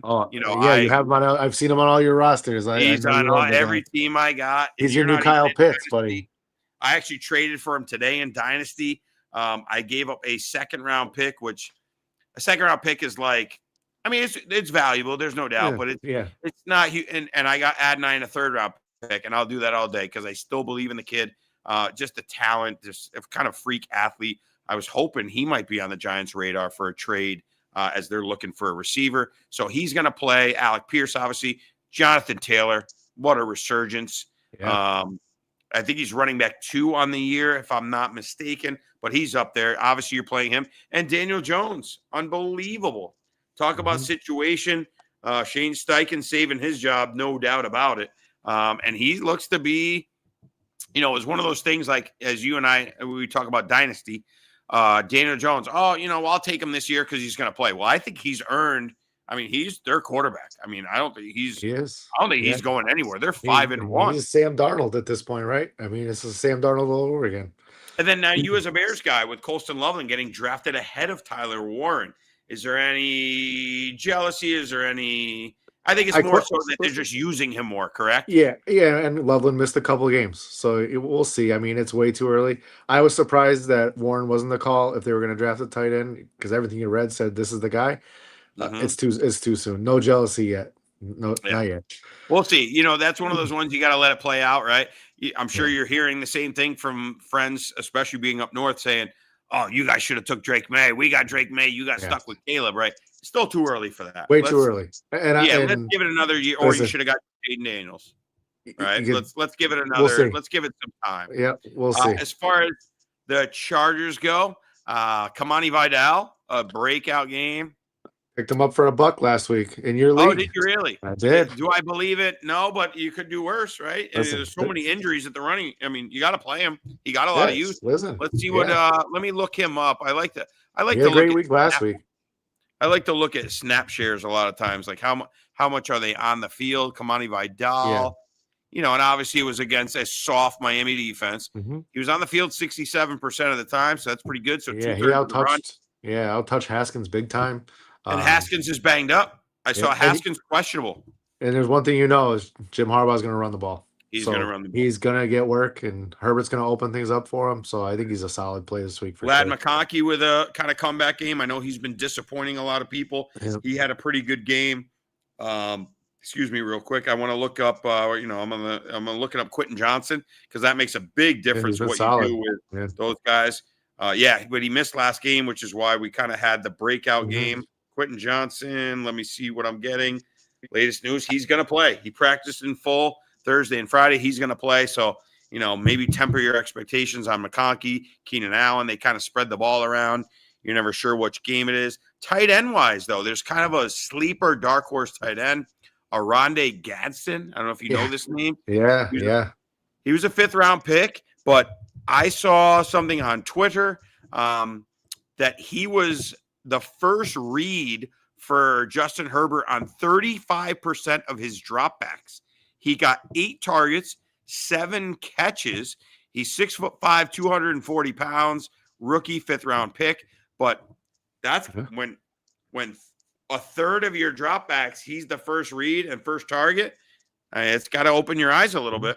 That tracks with the Jim Harbaugh offense too. I mean, whether it's George Kittle, whether it's Loveland in Michigan, it's tight end. Feed the tight end, right? So keep pumping the tight end. I mean, great sleeper play there. Yeah, as far as betting this game goes, oh boy, You guys know you want me to be convicted about things and have conviction. I got no conviction on this game. Gun to my head, maybe I take the 2 points. I mean, I kind of feel like at some point Daniel Jones is going to throw up a stinker, only because I've seen so many of them as a Giants fan. I've seen so many where you got promise and then he'll just randomly throw it to the other team. And it's like one of the worst interceptions you'll ever see in your life. He really hasn't done that yet. Right. Not a hostile environment. Not a hostile environment. So Not this should one not of be the weakest home fields in football. Right. So that's a tricky one. I'm going to stay away. I am not getting involved in that game. Enjoy it. Start your fantasy players. That's a good weather. You don't have to worry about that. Fire up it could be a good Michael Pittman game with no downs. And then obviously Tyler Warren's been phenomenal. All right. My New York Football Giants at 4:00 in a tough spot at Denver. This is going to be a big test for Jackson Dart. Not saying he's had soft schedule, but this is a test against a great Denver defense. A lot of trash talk has been going on in the media before this. The Broncos saying, yeah, he's a kid, but we're not afraid of him, and kind of giving him a hard time. Injury-wise, Scadaboo's playing, Tracy's playing, Jackson Dart, obviously. Darius Slayton is out, is what I'm seeing. Jalen Hyatt should play. I don't know. And Wandale's going to play. I'm not playing. If I can avoid it, I'm not playing any of the receivers. Maybe desperate, I'll play Theo Johnson if I have to, just from volume, getting 5 or 6 targets. But I'm avoiding it because I don't want anybody who Patrick Surtain's going to guard.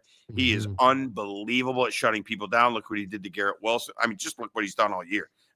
Patrick Surtain is unbelievable. And defensive player of the year for a reason, right? Oh, he's unreal. What 2-time defensive player of the year, right? At least 2 times.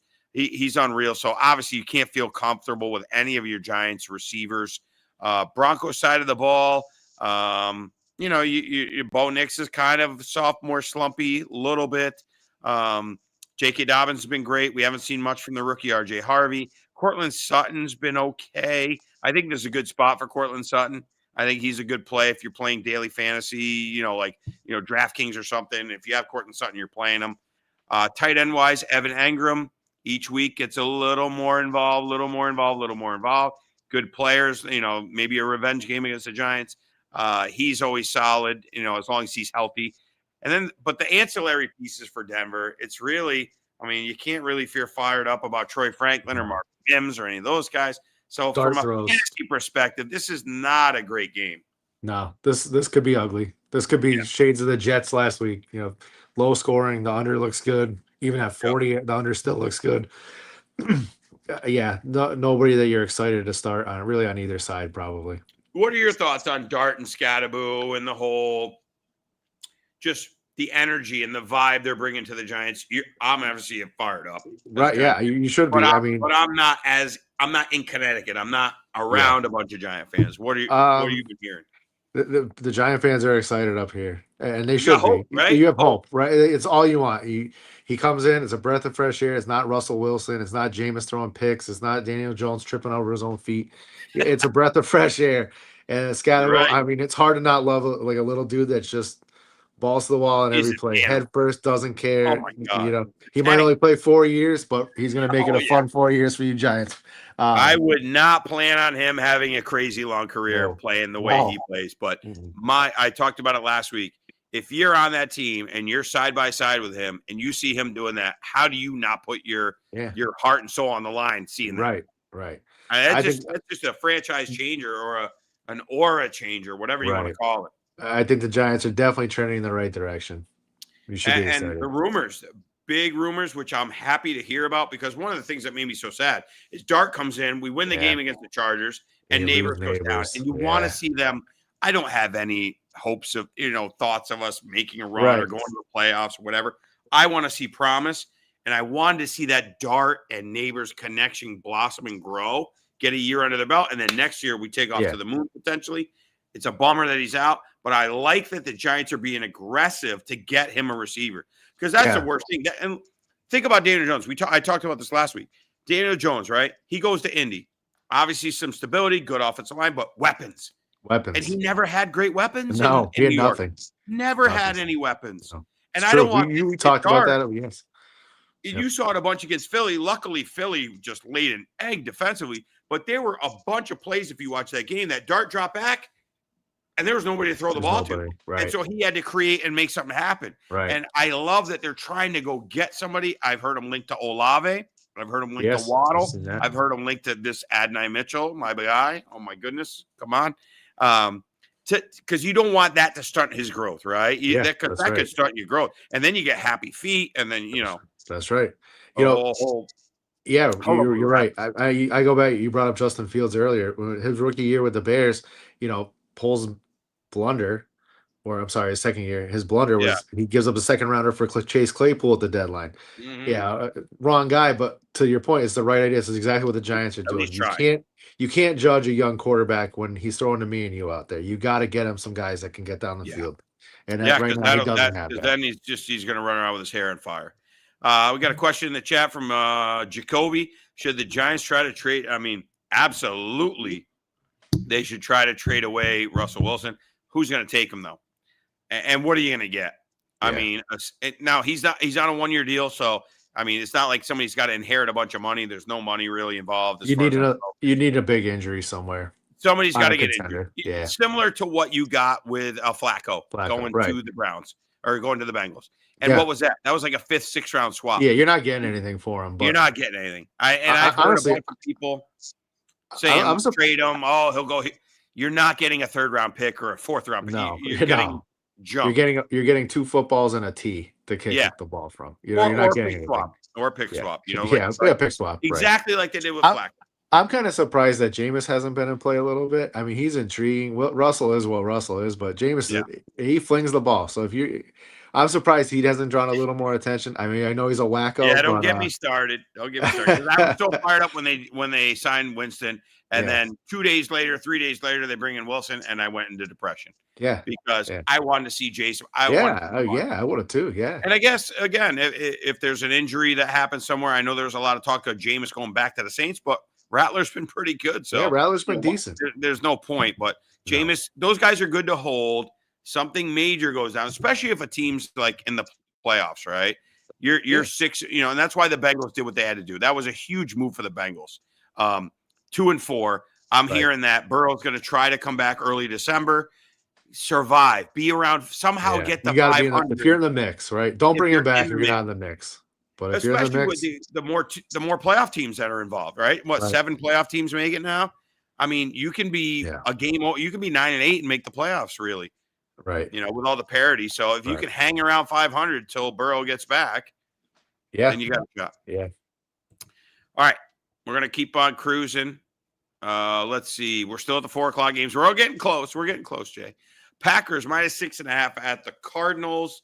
You're hated. I hated Packers. Can't stand them. Jordan Packers Love. will lose by 100. Yeah. Josh Jacobs banged up, but they said he's going to play. He's always banged up. I mean, if you have Josh Jacobs in leagues, you know this. You know the drill. He's always banged up, and he almost always plays. He's going to play. Yeah. Matthew Golden starting to get more involved. The rookie getting a little more involved. Romeo Doubs. You're playing Tucker Kraft. I think he's tight end 3 right now in the season. He's been a great tight end to have. So from a fantasy perspective, there's your guys. Christian Watson has been practicing, but not going to play. We'll see what happens when he gets in the mix because he's always interesting because he's that huge big play threat, 6'4", can run a 4.3 and, catch those long bombs. As far as the Cardinals go, looking like it hasn't been official, but no Kyler Murray. It looks like Jacoby Brissett's going to start. Brissett played really well against the Colts. They could have won that ball game. Michael Carter and Bam Knight are going to play. They're going to share the backfield. If you're desperate, you play them. I got to play in our main league there, Jay. 14-team league, super deep. I got to play Michael Carter. I had Chase Brown who traded. I've got Omarion Hampton. Every running back I get has been injured. So I'm playing Michael Carter. Got to do it. Zonovan Knight you can play. Marvin Harrison, after the concussion, is going to play. So you got Harrison, McBride, obviously. One of the things I like, and we talked about this, was RJ Richie that was on the show last week. In a weird way, we both thought that Jacoby Brissett was going to be better for the weapons than Kyler Murray. And sure enough, before the injury, Harrison was killing it. Harrison looked good. Trey McBride had a huge game. I think Trey McBride is a huge play, maybe a great play if you're playing prop bets to have a monster game. Yeah. Yeah, I think you're right. It's like these quarterbacks just lock in. They have their guys, right? Kyler and Hart Harrison just haven't clicked. It's Yeah. DJ and Caleb. They just don't click for whatever reason. So, And if you have uh, these guys, you're happy to see any change, right? Just like you were yeah, happy if you had Jamar Chase and T. Higgins, that Flacco came in. You're yeah, happy if you got something. Harrison. Right. Maybe some kind of change. Tough game. Cardinals are always one of those teams. They always seem like they're in the game and find a way to give it away somewhere. they, they It's like find a way to they lose. just No find doubt. they snatch defeat from the jaws of victory as good as anybody out there. So There's no doubt about that, my friend. So look into Trey McBride props. If you have Kyler Murray as your quarterback, good luck. I can't stand the guy; he drives me nuts. Obviously, the talent's there, but make some contingency plans as far as gambling. Maybe the over. I don't know. I think more. I'm going to get in on props for Josh Jacobs. Maybe over. The guy just every week gets a touchdown or two. He yeah, gets pounded. They love to run the rock. And then I'm looking at Trey McBride overs. I think Brissett, just like Flacco knew where his bread was buttered and gave 23 targets. You weren't on the show, but 23 targets to yeah, Chase. yeah. I heard you I talked talk. about Yeah, that before you got yeah. on. I see Wild. McBride. How does McBride not get 10 to 12 targets? Yeah. Right. So Or he's 10 a to 12 great. catches. Yeah. 18 targets, 10 or 12 catches. Yeah, absolutely. McBride, you're firing him up, and then that's basically that. Commanders at Cowboys, interesting divisional game. Highest total that I've seen this year. I could be wrong. Correct me in the chat if I am. 54.5 is And a high that is total. a Obviously, you ton don't have of to worry about points. weather in Dallas, but here's what we got. We've got no Terry McLaurin and a doubtful Deebo Samuel. So if those two things happen, who the heck is Jaden Daniels throwing to? You got Ja'Cory Merritt is a good play and that's where it makes it interesting, right, Jay? The Cowboys defense is awful. They've been Yeah, a fantasy player's they have. dream. You fire everybody up against the Cowboys, but who are you firing up? Ja'Cory Merritt? You probably playing Right. Zach Ertz, right? Right. It's probably You definitely sneaky play free Zach play. Ertz. Yeah, you got to play Zach Well, Ertz, right? what are we doing at receiver if Debo's out and McLaurin's out? I don't know. I don't know. I know they have some rookies, Jalen Yeah. Lane, some I guy mean, is saying it's in the dart chat. throw. Whoever you're going at, it's a dart throw. You're praying for that lottery ticket that's going to hit, right? I think we're going to see a We'll lot of see. this Ja'Cory Merritt. I think he's Yeah, a and we'll great see. play. I mean, he was having a great year. The Bears defense, run defense was awful last week. They shut him down. I mean, he put up 62 yards on about 23 carries. So we'll see. Maybe the Cowboys kind of pick up something up what the Bears did. Key on him, and it kind of put some now you can play man on the outside with these rookies. It's not Debo and McLaurin. Absolutely. Stack that box and don't let Daniels run and don't let and Merritt run. Yeah, and And 54.5 just seems high. Typically, I mean, a lot of times the very thought high. process is when a game's really high, bet the over. I know it seems counterintuitive, but it's high for a reason. And when Yeah. it's really low, like the Browns game 37, bet the under because it's low for a reason. But this one scares me because I'm just not sure what the Commanders can do. I almost call them the Redskins. Not Yeah, sure I do what it they're all the going to be time. able to do. I know all the time. I'm not sure what they're going to be able to do, but maybe Jaden Daniels rushing is a good prop. I'm not sure what Yeah, that we'll number's see at, how his but knee he's a looks. little healthier, He, another he week under his yeah, belt. he did get a little dinged again on Monday night. That knee. That's the question with Jaden is What did he how run tough for? is. Did he do a lot of running? He I didn't didn't have see a much of the ton. second No, he half. didn't. Nothing that really stands out. No, he didn't have a Okay. huge rushing game. He didn't break Um, off like a 30-yarder or something no, crazy. you know, I'm gonna take a quick peek. This yeah. is Take a quick peek. And while you're at that, I mean, Dak. Everybody loves to hate on Dak and the Cowboys, but this is by far his best year. He has been unbelievable this year. Lamb goes phenomenal. down, and they actually seem like they're playing better. He's a master class. He's done unbelievable back there. Just what Jaden he's seeing and Daniels, what he's doing. 47.5 over under. That's too high I for don't me. see it. As Not with much as that I think banged he's up gonna knee. run, that Yeah, I don't seems think awfully so. high. And they haven't taken the Debo props down yet. But have a contingency plan, right? When you've got a 425 game, make sure that if you have Debo in your lineup, put him in your flex. So that way you have some options to change out. But I would be nervous about Debo in this game because I'm Yeah. hearing doubtful. They haven't taken him out of the betting props. Ja'Cory Merritt over under 62.5. I kind of like that. I don't love it. Yeah. Obviously, they know, Vegas knows what they're doing, but I don't think that's a terrible play. And then as on the Cowboys side of the ball, CeeDee Lamb's back. So talking about Dak having a great year, he gets a huge weapon back. Do you see that as a big ding to Jake Ferguson and a big ding to George Pickens, who have both been killing it in CD's Yeah. absence? Or do you think they just keep rolling? Well, I mean, you would think Pickens, if anything. Pickens, they always tend to look for Ferguson. Dak always looks for Ferguson somewhere, right? But Yep. Pickens Same wasn't doing, blanket. was not what he is right now when CD was out there. CD comes back. I mean, maybe now Pickens has Dak's trust and they just spread the ball around. But man, you get that alpha out there. It's hard to not give him the ball Yeah. 23 times like Jamar Chase. Yep. So yeah, I think it's gonna hurt Pickens for sure. Yeah, For I sure. think Pickens more so than Ferguson. than Ferguson. And then, a lot of times I like to go against the grain, taking these unders on some of these guys that are just getting back, like a Rashi Rice and things like that. Do they get eased in? Do they aggravate the injury on the first or second play of the game? Things like that. 77.5 is the over-under for CeeDee Lamb. That seems very high to me. That seems like Vegas thinks he's 100%. Like he's not coming back 90%, 80%. He's coming back 100%. Yeah. Vegas knows people see that name and they're going to hammer that over. That's what Vegas What's wild is Ferguson, 36.5. And if we're taking your advice or what you're saying, he's not getting hurt by this. Pickens is 36.5 seems like a layup. It's very low. Yeah. Seems like a layup. That seems very low. Yeah. The next men up for the Commanders are Chris Moore and Luke McCaffrey and Jalen Lane at wide receiver if Debo's out. So yeah. Good luck picking those guys. I want to lean Cowboys. That might be a stay away game for me. Too many. I like the Cowboys there. Yeah. All right. Falcons and 49ers. We're finally to the Sunday night game. We're getting there, Jay. We got a few more games, but we're getting there. We got a lot of people watching us in the building. Make sure you like and subscribe and get involved in the chat. We love having the interaction so we can have some different talking points. Falcons at the 49ers Sunday night. This game opened at 49ers -3, down to -1.5. A couple of the reasons. No Brock Purdy. It is going to be Mac Jones again. I don't know if you saw that. We've also got no Ricky Pearsall. He is not back yet. Jawan Jennings is going to play, but you know what? Screw that guy because he played last week and did nothing, and he looked like a shell of himself, so I'm not trusting it. The Bourne Identity's in. George Kittle, 90% to play. They said he's going to play. If you have George Kittle, you've been waiting for this moment. Nobody else to throw the ball to. Obviously, Christian McCaffrey. You're going nuts on McCaffrey because he's just getting volume through the roof.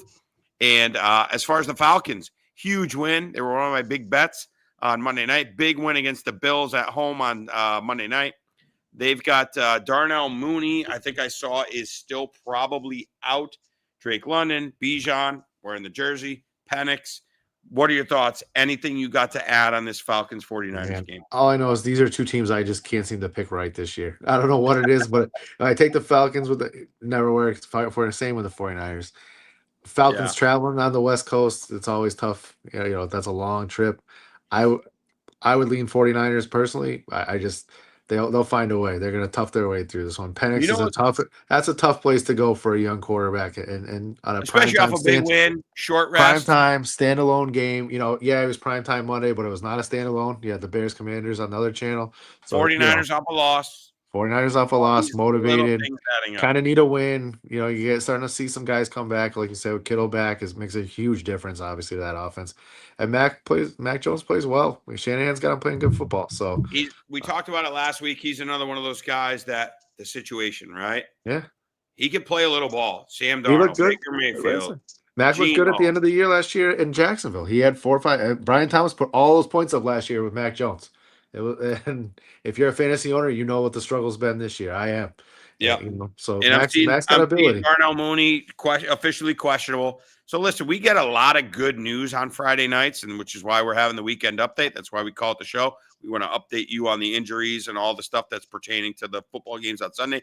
Some games you got to wait till, some guys are game time decisions. There's nothing you can do. So Darnell Mooney, you haven't played him for the last 3-4 weeks. So I don't see why he'd be in your lineup, but keep an eye on it. Could be a DFS play or a deep play. I've always liked Darnell Mooney. You obviously have ties to him as a Bears fan. So he's a possibility. Once again, I'm going to go back to it. One of my plays from a few weeks ago that kind of didn't go viral, but I got a lot of views on my short about Kendrick Bourne and all the reasons and the connection with him and Mac Jones.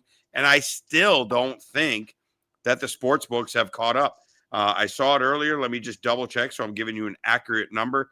But Kendrick Bourne is still only at 48.5 yards. I mean, what else does this guy have to do to get on your screen with a banged up Jawan Jennings, with a banged up, not playing Ricky Pearsall, first game back for George Kittle, Kendrick Bourne over 48.5? Seems like a really good play to me. Yeah, seems like I a don't know. What layup. do you think on that one? Yeah, I love it. Kendrick Bourne, Yeah. I've always thought that guy was underrated. He's a couple great years Yeah. or very good years with the Patriots, and they underutilized him there, and just doesn't one of those guys is just kind of quiet, so he doesn't get the attention, but produces every time he gets the chance. Yeah. And I want to, as we're chatting here and we're getting close, we're on the Sunday night game. So we got another Monday night doubleheader. So we'll hammer those two games out and then get everybody on their way, enjoying the rest of the weekend. But I do want to look it up real quick while I'm here. Let's see the 49ers schedule. I think didn't he go for 100 again? Isn't that 2 games getting the start and going for well over 100? Let me bring it up if I can bring up the game tracker here against the Bucs. I know they lost. I lost that game because that was one of my plays. I had the 49ers in that ball game. Let me go to the box score. Yeah, 5 for 142. So he is just absolutely. Yeah, that's 2 games in a row, well over 100. I don't think they've caught up. So let's go for it, man. Let's go for the triple. Let's go for the turkey, as they would do in bowling when you get 3 strikes in a row. Let's go for Bourne over 48.5 yards and maybe take him on some of those alternate lines. I don't know if you know this, Jay, but like if the guy's 48.5, but you can also take him to get to 65, or you could take these higher numbers than the line and you get plus money. So if you take him to get to 65 yards, he's plus 180. So a $50 bet wins you 90, and all he's got to do is 65. I mean, I think that's a no-brainer. To get to 80, he becomes plus 325. So 50 gets you 150 or 100 and whatever, 62.50. So I think those are still live bets. I don't think they've caught up to that because I think Jennings is still banged up and Jones looks for him. They got the connection from Minnesota. I agree with you on this play. If I had a gun to my head, I had to bet it. I think I'm taking Niners. Like you said, this is one of those games that the Falcons find a way to lose, right? The old Falcons. We'll see. Maybe there's some different mojo with Penix. I'll believe it when I see it. I lean 49ers. Yeah, I don't think he's there yet. Now we go to Monday night. What are your thoughts on double headers on Monday night? I don't like. No, I'm not a big fan of the Monday night doubleheader. We're old, man. We're old. It's not now. Let me ask you this: did you make it through the whole Bears game? Oh my God, I wasn't sitting. It was easy. I was on the edge of my seat, standing up. Because it was a good game. Yeah, it's mine, right? If that's anybody else, last night I'm asleep by the third quarter. So I'm not gonna pretend I make it up most nights. But last week it wasn't even. I couldn't fall asleep after that. Yeah, that's awesome. So I don't blame you whatsoever. So our first Monday night game. Now this one's different because they've been doing some 7 o'clocks and then an 8 o'clock. I didn't mind that last week because I kind of like going back and forth. If you're going to do it, stagger it. Now, let me ask you this. How does ESPN, the freaking worldwide leader in sports, not have what YouTube has and allow you to do a split screen? How can I not? They're both on ESPN, ABC, Disney, whatever. How can I not split screen the Bears and the Falcon game last week? I don't know. I've been telling you to get YouTube TV for years. I got it. I got it. I got it. Yeah, I've been doing the quad box and all that. You gotta do it. How can I not on Monday night? You have 2 games. I don't know. It's a no-brainer. Yeah, it's a no-brainer. What are we doing? Now this week Monday's weird. They're doing a 7 o'clock and a 10 o'clock game. So the 10 o'clock, forget it, folks. You'll have to tell me about it Tuesday morning. To be honest with you, hopefully they announce their injury designations. And actually, it's one of the games where there's not too many guys banged up because no shot I'm seeing the Monday night 10 o'clock game. Come on. Oh. But anyhow, here we go. Polarizing. I'm down here in Tampa. We talked about Baker Mayfield being probably the front runner for MVP. Bucks at Lions. Lions minus 5.5, 53 total. On the Bucks side of the ball, it is a mash unit. No Godwin, no Evans, no Abuka, no Bucky Irving. Banged up everywhere. Can Baker continue to pull these games out? Not this week. The Bucks, Baker's played great. The Bucks will play great, but they have gotten lucky a few times. They got lucky in Seattle. They could easily have 2 wins right now, not 5. this is a week in Detroit. I don't see how the Bucks survive this one. I hate to And say there's it. no shame in You're that if talking you're a my Bucks fan. language. You're speaking my Yeah, language, Jay. Because yeah, I saw these lines come out, and I just feel like the glass slipper's got to slip off at some point. The injuries got to catch up with the Bucks. yeah. And now, if the Lions were coming off a big win on the road at Agree. KC, maybe coming off a loss, I love the Right. Lions here. I think But it's a I mean, great spot. they came off that week one loss where they looked awful in Green Bay and they laid the Bears out. I could see not to that extent, but this is Lions all the way right here. Yeah, and Campbell's one of those motivation guys, right? Fired up, bite the kneecaps. Yep. We just came off a bad loss. We're at home Monday night. That place is going to be nuts. I think I Lions are probably going to make it into my plays. I love it. On the Lions side of the ball, no real injuries. You No, got Laporta, you got very Amon-Ra, you healthy. got Jameson Williams, The who's two, hit or yeah, miss. the two backs, of You got the two course. backs. They talked about wanting to give Montgomery more touches. You're fired up, all your Lions. They have no major injuries, nothing to speak about. Yep. This is going to be a big game for fantasy. And I think I agree with you, Jay. I think it's a Lion spot here all day long. All right, 10 o'clock game that we won't see, but we'll see the box score the next day. The surprising, we talked about MVP candidates, and I think he's on the outskirts. But Yeah. Sam Darnold has been playing, and I'm not a Sam Darnold guy, not even a little bit. I have been anti-Sam Darnold for a long time. He's been playing great. This Jackson Smith and Jigba, we had Richie on the show last week who told us he thought he's one of the and he nailed that. We got to give Richie props. The guy who was on. Our guests have been nailing it. He said JSN is one of the best receivers he's ever seen in the combine and all that. They're looking awesome. Ken Walker and Charbonnet, they're very frustrating. Because they just kind of split, and you're like, my God, Charbonnet looks terrible, but they keep trotting him out there. Ken Walker looks amazing, but he keeps getting pulled off the field in big spots. As far as tight ends, A.J. Barner, a little bit. You get a little bit from Arroyo, nothing. The second receivers, Cooper Kupp, if you really need to in a jam, you could play him. Might not be a bad play, right? Playing the Texans because, they have Derek Stingley Jr. They're one of the best teams against the pass. Can he lock down JSN? And they go to the run game more and they go to Cooper Kupp more is a possibility. On the Texans side of the ball, you got Nico Collins. The other pieces, they just seem broken. And I was a big Stroud guy. And they just seem broken. What are your thoughts on this ball game? I agree. Well, pretty everything you just nailed it. I mean, the Texans, there's just something missing there. I don't know what it is. Stroud hasn't looked the same. They had that unbelievable their offensive line is abysmal. Beat up. They seem to always have key guys out every week. Seahawks at home you're almost that's the hardest place to play in the league. I mean, and on a Monday night. Monday night, yeah. I mean, Seahawks are solid. It's just funny, you bring up JSN, and I remember reading, you do all the research pre-fantasy season, and I don't know how many things I read. Oh, stay away from JSN with Darnold. Stay away, it just goes to show these Cooper experts going to be in the slot. Can't work out the outside. Right. And how many times does a 32-year-old receiver go somewhere and have it work out? It never happens. So the Kupp, it's just crazy. But he's been a great pick in fantasy.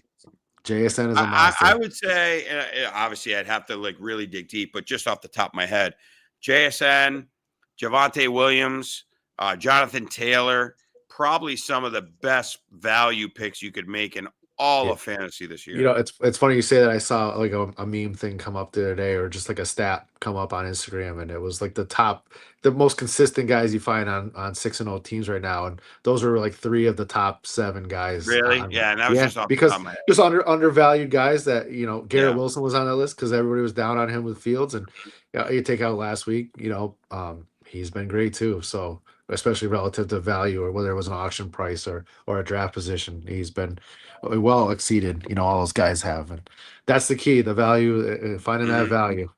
Yep. So. Yeah. And as far as, over on the Texan side of the ball, I know a lot of the people in the dynasty community were fired up for Woody Marks, who 2 weeks ago looked like he was taking over the backfield, but it wasn't, not so fast. Nick Chubb's still going to be involved. He's an old school coach. They're gonna run the ball, and they're gonna kind of split that backfield. Nobody's gonna you play Chubb if you have him, but this is a tough spot for the Texans. I think this is a tough spot. I think so too. I think Seahawks are gonna be very, very fired up.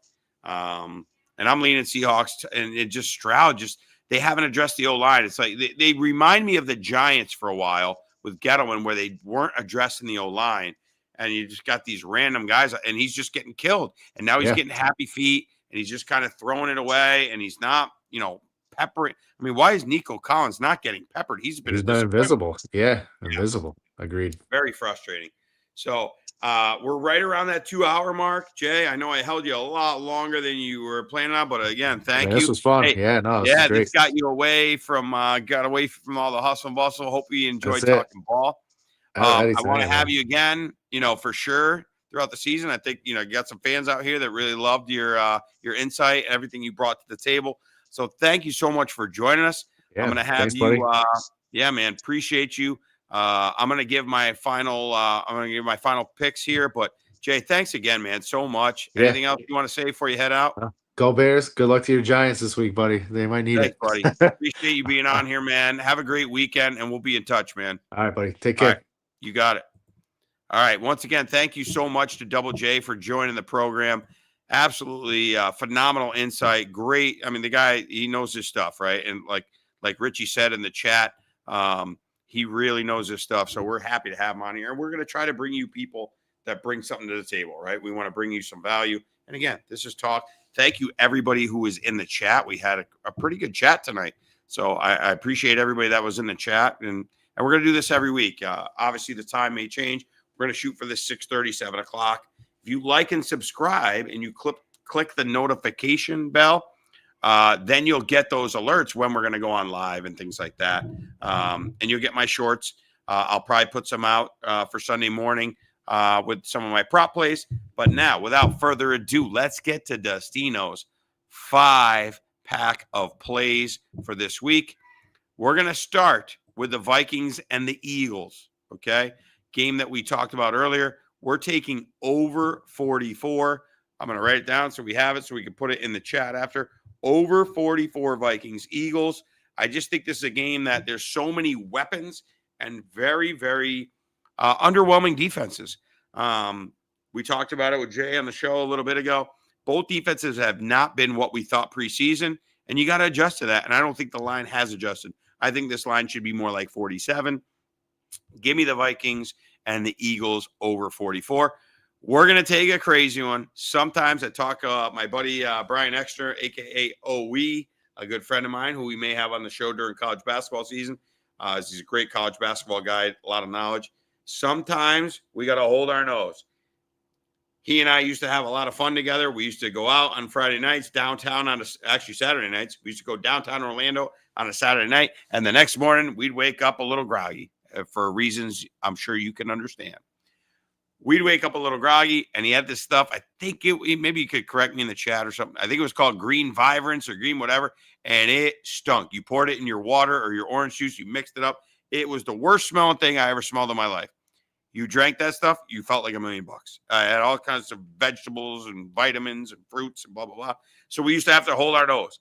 This is a game. You hold your nose, and you take the New York Jets +1 against the Carolina Panthers. As Jay said it earlier, if not now, when? When else are we going to get an appearance from the Jets? I don't think the team has turned on Aaron Glenn. I just don't think they're that talented. But I don't think it's like the Dolphins where they're just kind of quitting sort of on the team.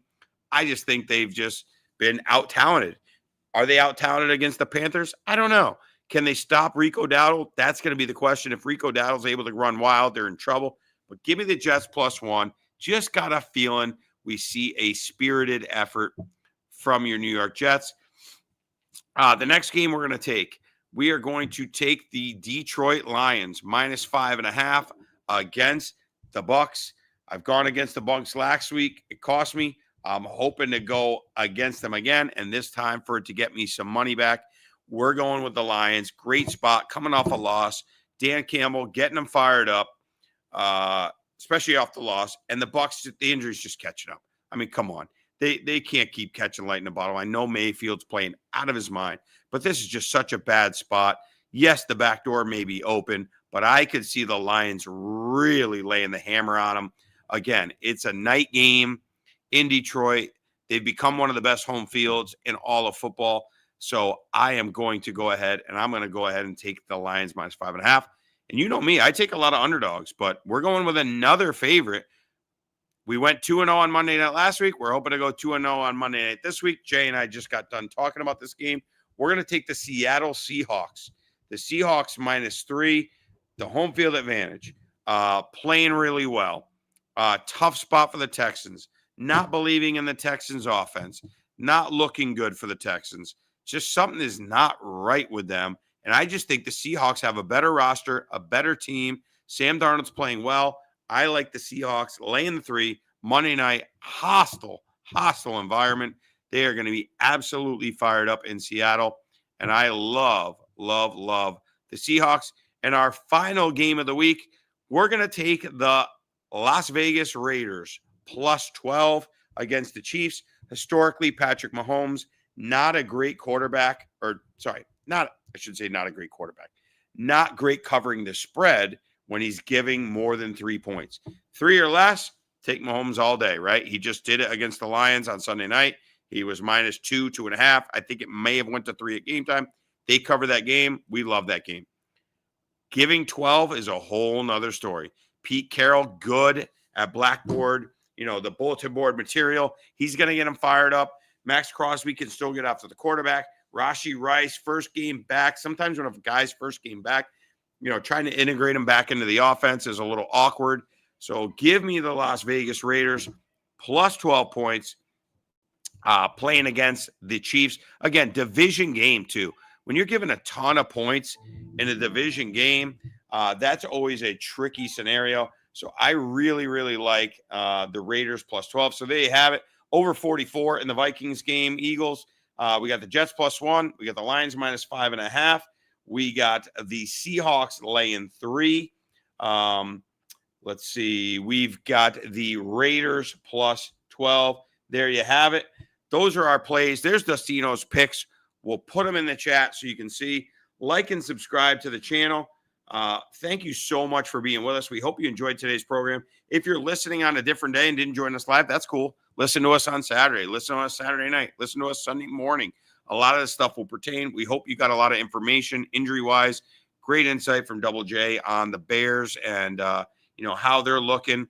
And once again, thank you so much for joining us. Enjoy the rest of your night, ladies and gentlemen. Enjoy your weekend coming up in the NFL. Let's go make some money and be safe out there. Have a great rest of your night. Dustino signing off from the Fantasy Garage. Have a good time. That's it, baby. Like and subscribe to the channel. Share with your friends. The more, the merrier, as they say. Thank you so much.